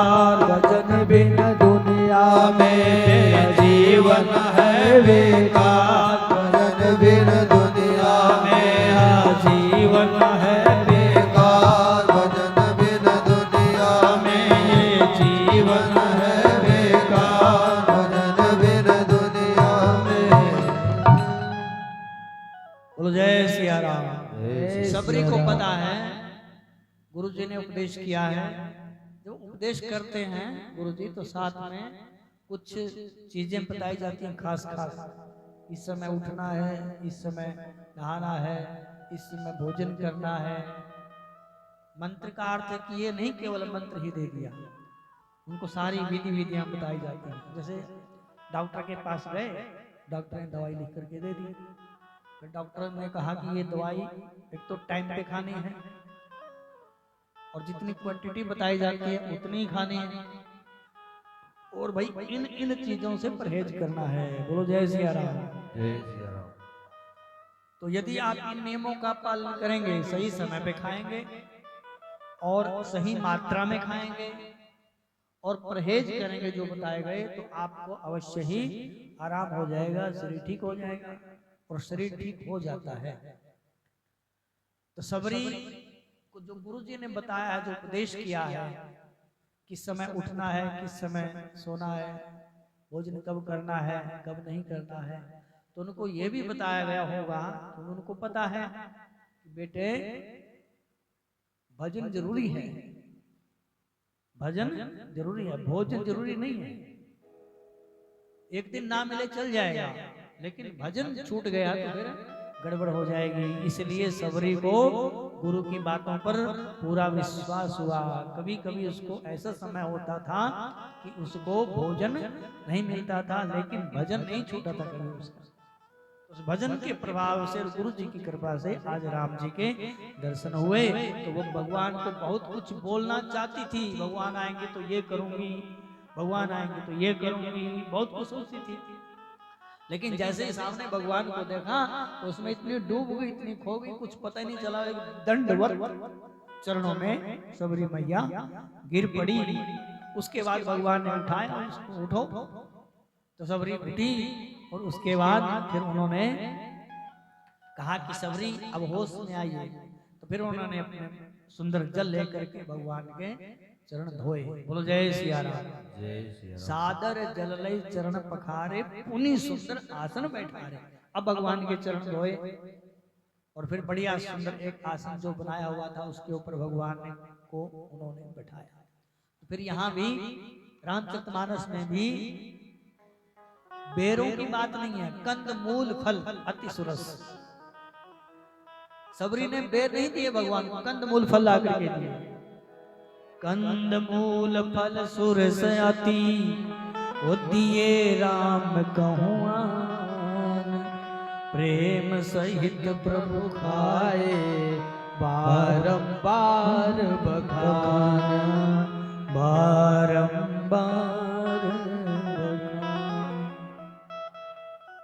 अच्छा, जो आप भोजन बनाते हैं, बोलो जय सिया राम। जय सिया घर में भोजन बनाते हैं और भोजन करने वाला यदि प्रशंसा ना करे आगे से, हैं, तो आपको कैसा लगेगा फिर? हैं? आप सोचेंगे उन्होंने खाई भी जा रहे हैं और प्रशंसा भी नहीं कर रहे। बोलो जय सिया राम। राम। फिर पूछ भी लेते हैं, हाँ जी महाराज कैसा बना है, नमक ठीक है, मतलब कुछ बोलेंगे, बोलना चाहिए उनको। तो हम जिसका भोजन करते हैं तो उसकी प्रशंसा जरूर करनी चाहिए। अब राम जी तो व्यवहारिक हैं बड़े, तो राम जी ने जैसे फल खाए प्रेम सहित प्रभु खाए। अब वो सूखे थे, गीले थे, कंद थे, फूल थे, कैसे थे, कड़वे मीठे, तो भगवान जाने या तो सबरी जाने कैसे थे। लेकिन जब भोजन आगे आता है तो उसको अमृत समझ करके स्वीकार कर लेना चाहिए। तो 3-5 नहीं करना चाहिए, ये कच्चा है, ये पक्का है, इसमें नमक कम है, मिर्च ज्यादा है, ये वो सब। आगे आए जो भोजन है उसमें व्यक्ति को संतोष करना चाहिए, उसको अमृत समझ करके पा लेना चाहिए। और जिसने भोजन बनाया उसकी खूब प्रशंसा करनी चाहिए। बोलो जय सिया राम। जय सिया राम। कंद मूल फल सुरस अति रस भरे। सेब होते हैं ना, एक तो सेब होता है फीका फीका सा होता है, एक उसको वो जूसी बोलते हैं इसको, जिसमें रस होता है, हैं? तो ऐसे ऐसे रस भरे फल भगवान को ला करके दिए। कंद मूल फल सुरस, रस वाले, सुरस अति, अति मतलब बहुत ज्यादा जिसमें रस था, ऐसे दिए राम कहूआन, राम के आगे रख दिए कि प्रभु खाओ। और प्रेम सहित प्रभु खाए। और और भगवान ने बड़े प्रेम के साथ उनको आनंद के साथ खाया और बार बार बखाना, सबरी तेरा भोजन जो तेरे कंद मूल फल है ना बहुत अच्छे हैं, बहुत बढ़िया है। और भगवान पूछते कहाँ से लेकर के, सारी बातें हुई फिर तो एकदम खुल गई ना सबरी भगवान के आगे, तो सारी बातें उनको जितनी भी दिमाग में थी ये सब, और बहुत अच्छे भगवान को लगे। अच्छा, भगवान का जब राज तिलक होने लगा तो संत लोग कहते हैं कि माता यश ने, कौशल्या ने भगवान के लिए बहुत सुंदर भोजन बनाया अपने हाथों से। अब इसलिए बनाया कि वो जंगल में रहते थे, पता नहीं कहाँ कुछ खाने को मिला होगा कि नहीं मिला होगा। जैसे बेटा साल के 2 साल के बाद 6 महीने बाद भी आए तो माता को बड़ा होता कि ये खिला दूं ये खिला दूं। तो कौशल्या मैया ने बड़ा सुंदर भोजन बनाया और भोजन आके राम जी सीता सब बैठे खाने लगे। तो माता ने पूछ लिया, पूछना चाहिए कि कैसा लगा भोजन बनाया भी। तो भगवान ने कहा कि बस माता ठीक है। नहीं बोलो बोले फिर आपको बुरा लगेगा, मैंने कुछ बोल दिया तो बुरा। बोल नहीं, जो मन में है बोल। कौशल्या मैया कभी भी राम की बातों का बुरा नहीं मानती थी, तो उन्होंने कहा बोल दो।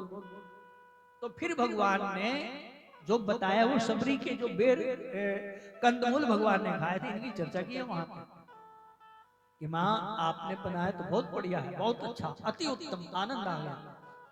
लेकिन जो प्रेम सबरी के कंद में फूल में था, हमने जो उनके कंद फूल फल खाए उसमें जो रस था, जो स्वाद था, जो प्रेम था, वो आपके भोजन में नहीं दिखा। तो इतने भगवान को अच्छे लगे तो सबरी ने दिए। जब प्रेम सहित प्रभु खाए, भगवान ने प्रेम के साथ आनंद के साथ उनका भोग लगाया और बार बार उनका खान किया। सबरी ऐसे खड़ी है, भगवान बैठे हैं, भगवान राम और लक्ष्मण। आपने ये भी सुना होगा कि सबरी जब भगवान को खिलाती थी, बेरों की बात यहाँ तो नहीं है, लेकिन ये चर्चा है कि जब सबरी भगवान को खिलाती तो बेर काट करके उसको चख करके देखती थी। अब हमारे हिसाब से तो सबरी इतनी अव्यवहारिक नहीं रही होगी, उसको पता भी होगा ऐसा नहीं देना चाहिए, लेकिन संतों ने कहीं देखा लिखा उसमें बताया है। तो सबरी जब देती थी राम को तो राम जी तो उसको खा लेते थे। तो लक्ष्मण जी को जब देती थी वो, तो लक्ष्मण जी चोरी छिपे उसके मुंह तो चलाते थे ऐसे कि हम खा रहे हैं, लेकिन वो क्या करते थे, वो जो बेर थे वो फेंक देते थे कि इसके सबरी के झूठे बेर खाएंगे, हम राम थोड़ी है खा लेंगे। बोलो जय सिया राम। अब सबरी के बेर उसने नहीं खाए। और ऐसा भी हमने सुना है, जो बाण लगा लक्ष्मण को, आपने भी सुना होगा, मेघनाथ ने भगवान लक्ष्मण जी को बाण मारा और मूर्छित हो गए। तो फिर वहां पर वैद्य को बुलाया गया, वैद्य को बुलाया तो वैद्य ने बताया कि ये बूटी लेकर के आनी है, संजीवनी बूटी।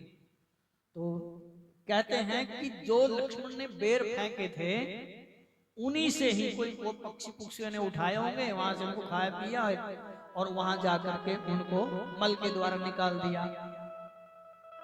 और वो जो झूठे बेर थे सबरी के दिए हुए लक्ष्मण ने नहीं खाए थे, उन्हीं से ही वो संजीवनी बूटी तैयार हुई थी। बोलो जय सिया राम। ऐसा संतों से हमने सुना है।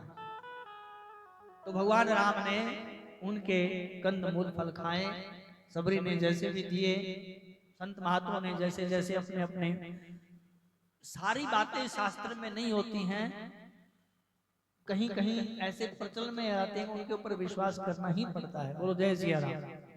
तो बहुत सुंदर भगवान ने भोग लगाया और सबरी ऐसी खड़ी हुई है।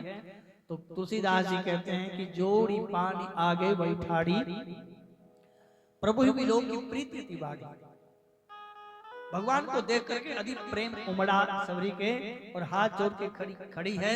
और अब भगवान को कहते हैं कि प्रभु आपकी स्तुति कैसे गाऊं, या तो कोई पढ़ा लिखा हो तब स्तुति गाए। तो सबरी कहती है कि कहीं बीती स्तुति करो तुम्हारी, अधम जाति में जड़ मति भारी, अधम ते अधम अधम अति नारी, तीन माह अति मंद अघारी। हे अघारी, अघारी संबोधन अर्थ में है, हे राम मैं आपकी स्तुति कैसे करूं, क्योंकि मैं पढ़ी लिखी नहीं हूं, मैं मति में बड़ी मूढ़ हूं, मुझे कुछ नहीं आता है। अब कैसे आपकी स्तुति करूं? तो यहाँ पर राम जी कहते हैं कि तुम्हें स्तुति करने की जरूरत नहीं है। भगवान कहते हैं कि तुम स्तुति मत करो, हम तुम्हारी स्तुति करते हैं। बोलो जय सिया राम। जय सिया राम। कहे रघुपति सुनो भावे निबाता, कहे रघुपति सुनो भावनि बाता, कहे रघुपति सुनो भावे निबाता, रघुपति सुनि भावनि बाता, मान हुए गति करनाता, मान हुए भगति करनाता, जाति पाति कुल धर्म बढ़ाई, जाति पाति कुल धर्म बढ़ाए, धन बल परिजन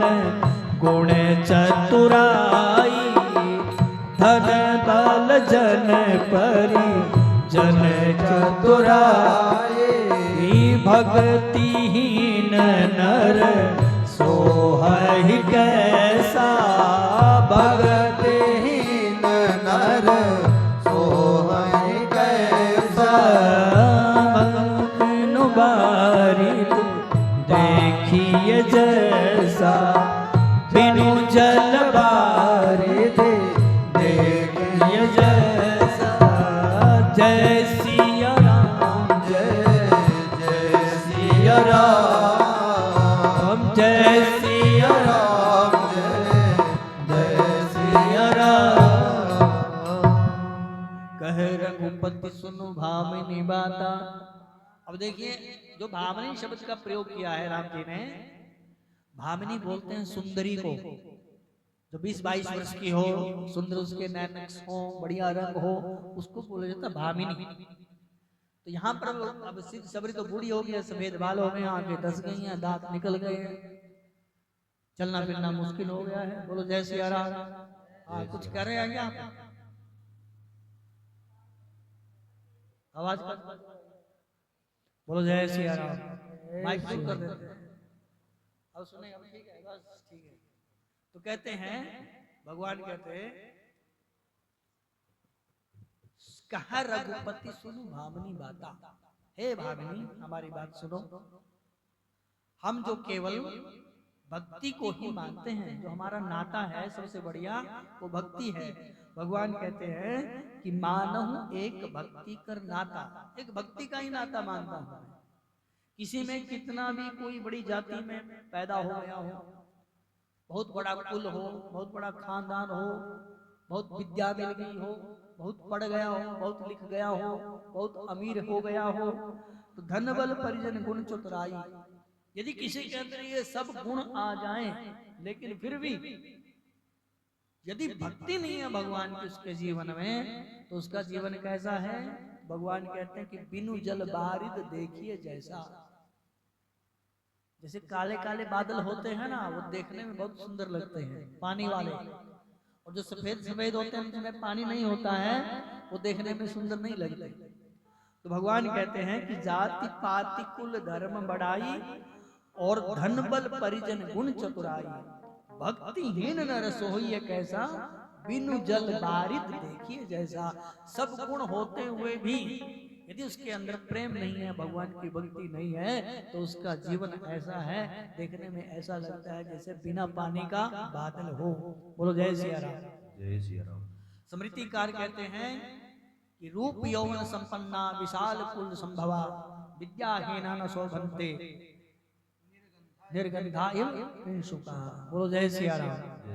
किसी का बहुत बड़े परिवार में जन्म हो गया हो, विशाल कुल संभवा, बड़े कुल में जन्म हुआ हो, विशाल कुल संभवा, बड़ी जाति अच्छी सुंदर मिल गई हो, बड़ी विद्या पाली हो, लेकिन उसके अंदर यदि विद्या नहीं है, विवेक नहीं है, तो उसका जीवन कैसे होता है?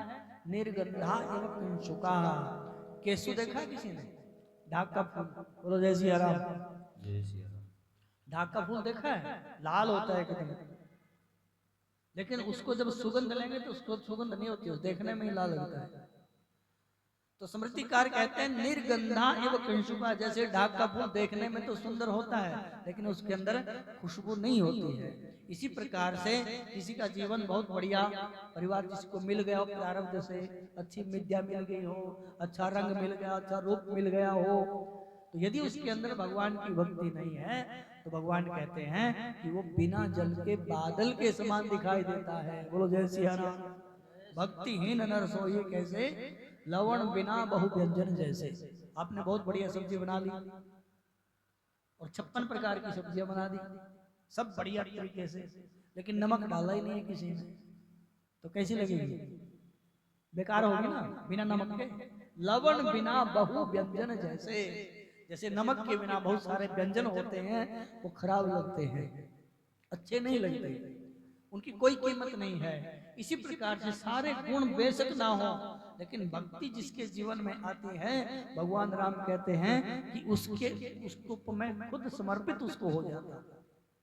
इतना बढ़िया भगवान ने उपदेश किया। भगवान कहते हैं कि अच्छा सुनो,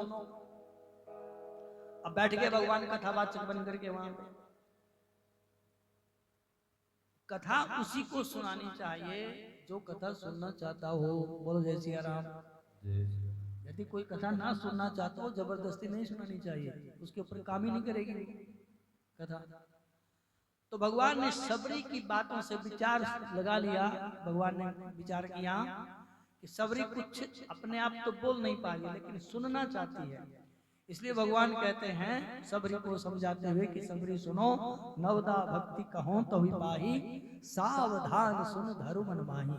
हे सबरी, मैं तुम्हें उपदेश करता हूँ। भगवान कथा सुनाते हैं, 9 प्रकार की भक्ति का भगवान ने बहुत सुंदर यहाँ पे वर्णन किया है। और जो सबसे पहली भक्ति बताई है भगवान ने, भगवान कहते हैं कि प्रथम भक्ति संतन कर संगा, दूसरी रतिमम कथा प्रसंगा। भगवान ने जो 9 प्रकार की भक्ति का वर्णन किया है, बहुत सूक्ष्म रूप से इन चीजों को हमें देखना चाहिए कि तुलसीदास जी ने जो 9 प्रकार की भक्ति बताई है, उन भक्ति में सब में एक एक शर्त रखी है, मतलब नियम उसके साथ लगा दिया है कि यदि इस नियम का पालन करेंगे, इस शर्त को आप मानेंगे तो ये भक्ति आपकी काम करेगी। लेकिन जो सत्संग रूपी भक्ति है, जो सबसे पहले सत्संग रूपी भक्ति है, उसके साथ भगवान ने कोई शर्त नहीं रखी है। जो 8 भक्तियां उनके एक एक शर्त सबको लगाई है भगवान ने, लेकिन जो सत्संग है उसमें कोई शर्त नहीं है। किसी भी प्रकार से सत्संग में आप चले जाइए, वहां पर कोई शर्त लागू नहीं होती है। इसलिए भगवान कहते हैं कि प्रथम भक्ति संतन कर संगा। 9 प्रकार से भगवान को जोड़ने के, भगवान से जुड़ने के तरीके बताए गए हैं। यदि किसी के जीवन में इन 9 में से एक भी आ जाता है तो भगवान कहते हैं उसका जीवन सफल हो जाता है। तो भगवान ने कहा कि प्रथम भक्ति संतन कर संगा, दूसरी रति मम कथा प्रसंगा। पहली भक्ति सत्संग करना, जहां भी कहीं प्रवचन कथा भगवान की सुनने को मिल जाए तो वहां पर अवश्य ही पहुंच जाना चाहिए। यदि आप धार्मिक हैं और यदि आपका भगवान के ऊपर पूर्ण रूप से विश्वास है, तो जो आपको जैसा बोलता है भगवान के काम करने के लिए तुरंत तैयार हो जाना चाहिए। मतलब भगवान ने आपको चुना है। अब जैसे आज हमने मिसेज भाटिया को, सुनीता बहन जी को फोन किया था, देवी योग से यहाँ नहीं थे वो, तो सुभाष जी बैठे हुए थे, मैं बैठा था यहाँ पे। मैं कहा भाई कल पूजा किससे करवाएं शुरुआत, तो उनके मन में आई बात, कहते हैं उनमें से बुला लो किसी को।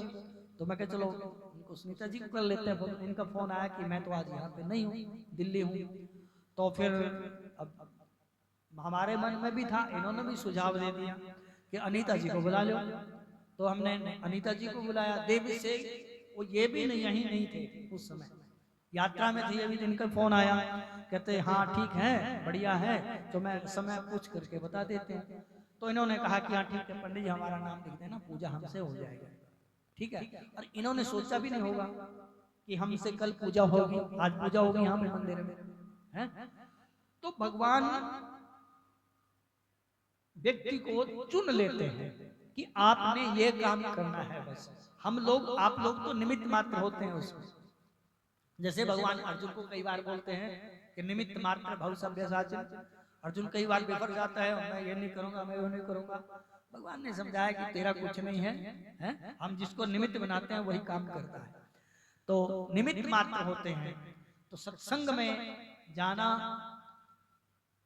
भगवान चुन लेते हैं उस व्यक्ति को कि आपके हाथों से ये काम होना है। तो सत्संग कथा जहां पर भी हो रही हो, व्यक्ति को बिना बुलाए भी चले जाना चाहिए। और कहीं समाचार मिल जाए, कोई मैसेज मिल जाए, कोई चिट्ठी पत्री आ जाए, तो फिर तो अवश्य ही जाना चाहिए। तब हम सच्चे भगवान के भक्त कहलाएंगे। बोलो जय सिया राम। जय श्री राम। हमारे माता जी इतने दिनों के बाद आए हैं, बॉबी की मम्मी। अब इनका फोन आया कि कथा होगी माँ, कथा होगी माता जी। आप जितना बैठ सकते हैं बैठिए, आप थोड़े लेट आ जाना, लेकिन फिर भी समय पे आ गए। बहुत दिनों के बाद दर्शन हुए हैं कथा में, तो स्वागत है आपका और भगवान आपको जल्दी से जल्दी ठीक भी कर दें। बोलो जय सिया राम। तो भगवान ने बहुत सुंदर उपदेश किया है। तो भगवान कहते हैं कि प्रथम भक्ति संतन कर संगा, सत्संग व्यक्ति को अवश्य करना चाहिए। यदि सत्संग भी ना करें तो दुसंग को तो त्याग देना ही चाहिए। अगर सत्संग में भी ना जा सके तो जहां पर दुसंग हो, बुरी संगति हो, उसमें तो कभी भी पैर नहीं रखना चाहिए। सत्संग बेशक ना करो। तो ये सबसे पहले भगवान उपदेश करते हैं कि प्रथम भक्ति संतन कर संगा, इसमें कोई शर्त नहीं है। जब भगवान ने बोला कि दूसरी रति मम कथा प्रसंगा, भगवान ने कहा कि दूसरी भक्ति है हमारी कथा को सुनना। भगवान की कथा सुनना भक्ति है, लेकिन भगवान ने एक शर्त रखी है इसमें, रति पूर्वक सुनो, प्रेम से सुनो, खुश होकर के सुनो। यदि आनंद के साथ कथा नहीं सुनेंगे, प्रेम के साथ कथा नहीं सुनेंगे, शंका प्रकट करेंगे, तो फिर वो कथा सुनने वाली भक्ति सिद्ध नहीं होगी। अब शंकर भगवान और सती दोनों कथा सुनने के लिए गए थे, आपको पता है। अभी शिव पुराण की कथा सुन करके हटे। तो सती ने कथा नहीं सुनी, तो भगवान ने कथा सुनी। राम कथा मुनि बरज बखानी, सुनी महेश परम सुख मानी। आनंद के साथ भगवान ने उस कथा को सुना, और उस कथा का फल ये हुआ कि राम को देख करके भगवान महादेव बड़े प्रसन्न हो गए। अरे तत्व तो एक ही है ना, राम। राम को देख करके भगवान महादेव प्रसन्न हो जाते हैं, और उसी राम को देख करके सीता संदेह में पड़ जाती है। बोलो जय सिया राम। नहीं हुआ से सती राम को देख करके दुखी हो गई, और राम को देख करके भगवान महादेव सुखी हो गए। ये दृष्टि का ही तो भेद है, और मूल कारण क्या है? कथा सुनना। राम कथा मुनि बरज बखानी, महात्मा ने बड़ी सुंदर कथा सुनाई, सारी कथा सुनाई, और सुनी महेश परम सुख मानी। शंकर ने कथा सुनी, लेकिन सती ने कथा नहीं सुनी। यदि कथा सुनती तो उनको भी राम जी को देख करके आनंद आता, वो भी बोलती कि हे सच्चिदानंद आपकी जय हो। तो कथा जब भी हम सुने, आनंद के साथ सुने, सुख मान करके सुने, रति पूर्वक सुने। तो राम जी ने ये शर्त रखी है कि दूसरी यदि भगवान की भक्ति है तो उसमें है रति पूर्वक भगवान की कथा सुनना। यदि भगवान की कथा रति आनंद के साथ सुनेंगे तो फिर वो उस भक्ति वहां पर सिद्ध होती है। और तीसरी भक्ति कहते हैं भगवान गुरुपद पंकज सेवा, अपने गुरु चरण कमलों की जो सेवा वो करनी चाहिए। लेकिन शर्त क्या रखी है? तीसरी भक्ति अमान, किसी प्रकार का मान नहीं होना चाहिए, अहंकार नहीं होना चाहिए कि हमको गुरु जी के चरणों की सेवा मिल गई, हम जैसा कौन है ना। कृपा की है गुरु जी ने, आपको चुना। तो राम जी ने शर्त रखी है, गुरु जी के चरणों की सेवा करना भक्ति है, लेकिन उसमें शर्त ये रखी कि मान और अहंकार वहां पर नहीं होना चाहिए। और चौथी भक्ति भगवान कहते हैं, चौथी भक्ति मम गुणगण कराए कपट तजिदा गान। बोलो जय सिया राम। जय श्री राम। मतलब भगवान की कथा सुनना भक्ति है, और भगवान की कथा सुनाना भी भक्ति है। बोलो जय सिया राम। जैसे आपको कथा सुनने में आनंद आता है, ऐसे ही हमको भी कथा सुनाने में आनंद आता है। देख भगवान कहते कथा तो सुनाओ, लेकिन छल और कपट को त्याग करके सुनाओ। मन में छल रखें, कपट रखें, ये हो जाए वो हो जाए, तो फिर कथा सुनाने वाली भक्ति सिद्ध नहीं होती है। इसलिए भगवान ने यहाँ पे भी शर्त रखी है कि भगवान की कथा सुनाना भक्ति है, लेकिन छल और कपट से रहित होकर के जो सुनाए तो वो भक्ति सिद्ध होती है। और भगवान कहते हैं यहाँ पर पांचवी भक्ति, बहुत सुंदर भक्ति है भगवान की। हाँ, भगवान मंत्र जाप मम दृढ़ विश्वास, मंत्र जाप मम दृढ़ विश्वास, मंत्र जाप मम दृढ़ प्रकाश, पंचम भजन सो वेद प्रकाश, पंचम भजन सो वेद प्रकाश, छठतम शील भक्ति बहु करमा, छठदम शील कीर्ति बहु करमा, निरत निरंतर सज्जन धर्मा, निरत निरंतर सज्जन धर्मा, सातम मोहि मैं सब जग देखा, सातम सम मोहि मैं जग देखा, मोते संत अधिक करने का मोते संत अधिक कर लेगा, जय सिया राम जय जय सिया राम, जय सिया राम, जय जय सिया राम। भगवान कहते हैं कि पंचम भजन सो वेद प्रकाशा, वेद में जो प्रकाशित मंत्र है उसको दृढ़ता पूर्वक विश्वास पूर्वक उसका जप करना भगवान की पांचवी भक्ति है। बोलो जय सिया राम। जय श्री राम। भगवान की पांचवी भक्ति है मंत्र जप करना, लेकिन शर्त क्या रखी है? दृढ़ विश्वास के साथ। जैसे गोली खाते हैं विश्वास के साथ, उसी प्रकार मंत्र भी विश्वास के साथ जप करना है। यदि मंत्र जपते रहे और विश्वास नहीं हुआ तो फिर वो पांचवी भक्ति सिद्ध नहीं होगी। इसलिए भगवान की पूजा करें, जब भी ध्यान करें, भजन करें, विश्वास पूर्वक करें, भरोसे के साथ करें। जैसे सबरी ने भगवान के ऊपर विश्वास किया तो छठदम शील विरति बहु कर्मा, जो बहुत सारे काम हैं उनसे निवृत्त होकर के रहना चाहिए। बोलो जय सिया राम। जय श्री राम। विरति बहुत कर्मा, शील स्वभाव अच्छा होना चाहिए, ये भगवान की भक्ति है। लेकिन ज्यादा धंधों में आदमी को नहीं फंसना चाहिए। प्रॉपर्टी डीलर भी बन जाए, LIC की एजेंसी भी ले लें, चाय पत्ती बेचने लग जाएं, हैं, दुकानदारी भी कर लें। ये क्या है? ये सारे झंझट हैं, प्रपंच है।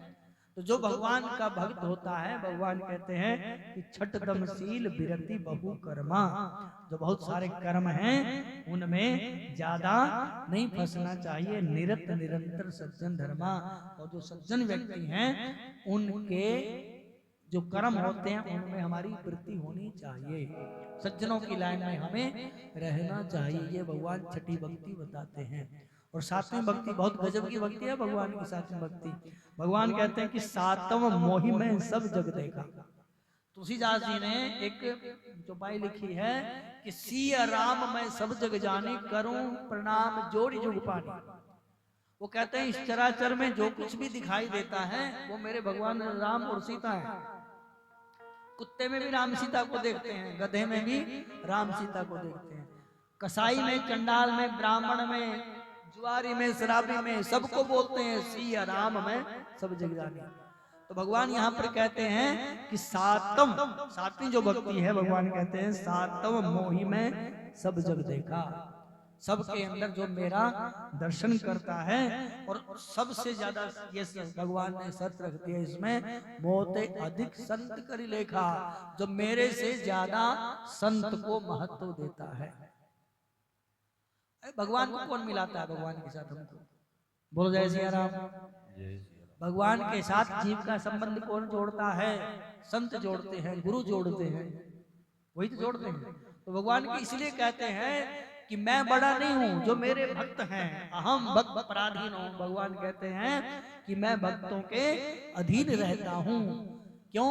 क्योंकि वो मेरे साथ अन्य अन्य लोगों को भी जोड़ देते हैं। बोलो जय सिया राम। जय श्री राम।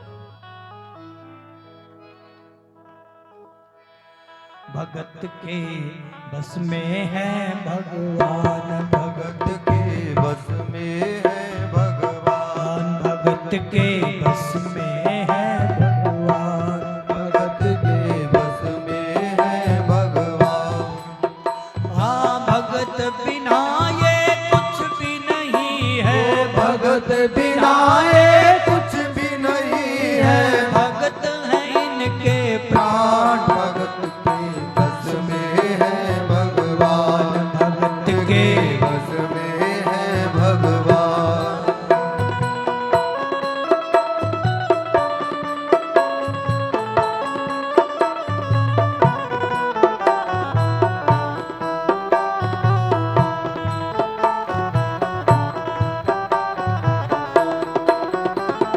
प्रेम के बस अर्जुन रथ हाका, प्रेम प्रेम के बस अर्जुन रथ आका, सांवरिया गिरधारी बांका, सांवरिया गिरधारी बांका। प्रेम के बस अर्जुन रथ हाका, प्रेम के बस अर्जुन रथ आका, सांवरिया गिरधारी बांका, सांवरिया गिरधारी बांका। भूल गए अपनी ठकुराई, भूल गए अपनी ठकुराई, आप बने रथवान, भगत के बस में है भगवान, भगत के बस में है भगवान, भगत के बस में है भगवान, भगत के बस में है भगवान। बोलो बांके बिहारी लाल की जय। तो भगवान यहाँ पर कहते हैं कि मोते संत अधिक करी लेखा। जो संत को और भक्त को, जो मेरा भक्त है उसको मेरे से भी ज्यादा अहमियत देता है, वो मैं उसको विशेष रूप से माथा टेकता है। तो उस जो ऐसा करता है वो मेरी सातवीं भक्ति करता है। और आठवीं भक्ति बताते हैं, जब हम अभी बात कर रहे थे, आठम यथा लाभ संतोषा, सपने नहीं देखे पर दोषा। जो मिल जाए उसी में जो संतुष्ट रहता है और दूसरे में दोष ना देखे। जो मिल जाए उसी में संतुष्ट रहे। आठम यथा लाभ, प्रारब्ध से जितना लाभ हो गया, जो कुछ मिल गया उसी में संतुष्ट रहे। और शर्त क्या रखी भगवान ने? सपने हो नहीं देखे पर दोषा। सपने में भी प्रत्यक्ष रूप से भगवान नहीं कह रहे हैं, प्रत्यक्ष रूप से तो देखना ही नहीं है, स्वप्न में भी दूसरे के दोष दृष्टिगोचर नहीं होने चाहिए। जो ऐसा व्यक्ति है, भगवान कहते हैं उसकी आठवीं जो भक्ति है वो सिद्ध हो जाती है। आठवां लक्ष्मण जब राम जी के साथ जा रहे हैं ना, तो माता ने उपदेश किया। लक्ष्मण ने कहा ना कि मैं भी चलूंगा, आपको पता है राम कथा सुनते हैं आप। तो लक्ष्मण ने कहा राम जी को मैं भी चलूंगा, मैं भी नहीं रह सकता हूं। तो कहने लगे माता जी से आज्ञा लेकर के आओ, क्योंकि माता की आज्ञा सर्वोपरि है। तो लक्ष्मण जी माता जी के पास गए कि प्रभु हमारे राम जी वन को जा रहे हैं, तो माता मुझे आज्ञा प्रदान करो। तो वो कहते हैं कि बेटा चले तो जाओ, लेकिन हम आपको उपदेश करते हैं। भाई भगवान के साथ रहना कैसे कैसे रहना, ऐसे थोड़ी है हाँ जाओ भेज दिया। माता ने वहां पर उपदेश किया। माता कहती हैं सुमित्रा माता कि बेटा आप राम के साथ जा रहे हैं ना, तो राम के प्रति किसी भी परिस्थिति में दोष दृष्टि नहीं होनी चाहिए। तो भगवान है, अगर कहीं दोष प्रत्यक्ष रूप से हो गया तो बहुत बड़ा काम गड़बड़ हो जाएगा। तो लक्ष्मण जी चलने लगे, ठीक है माता जी आपकी बात सिरोधार्य। तो लक्ष्मण को बोला हाँ रुको रुको रुको। तो लक्ष्मण जी रुक गए। अब क्या समझाएंगे?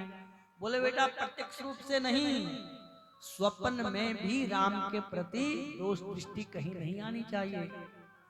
अब शक पका गए, थोड़े उलझ गए लक्ष्मण जी। भाई स्वप्न के ऊपर किसका वो है, कंट्रोल है? स्वप्न में क्या दिख जाए, कभी पहाड़ दिख जाते हैं, कभी जंगल दिख जाते हैं, कभी आदमी जंगल में भागता है, कभी पहाड़ पे चढ़ जाता है, स्वप्न में कुछ भी हो सकता है।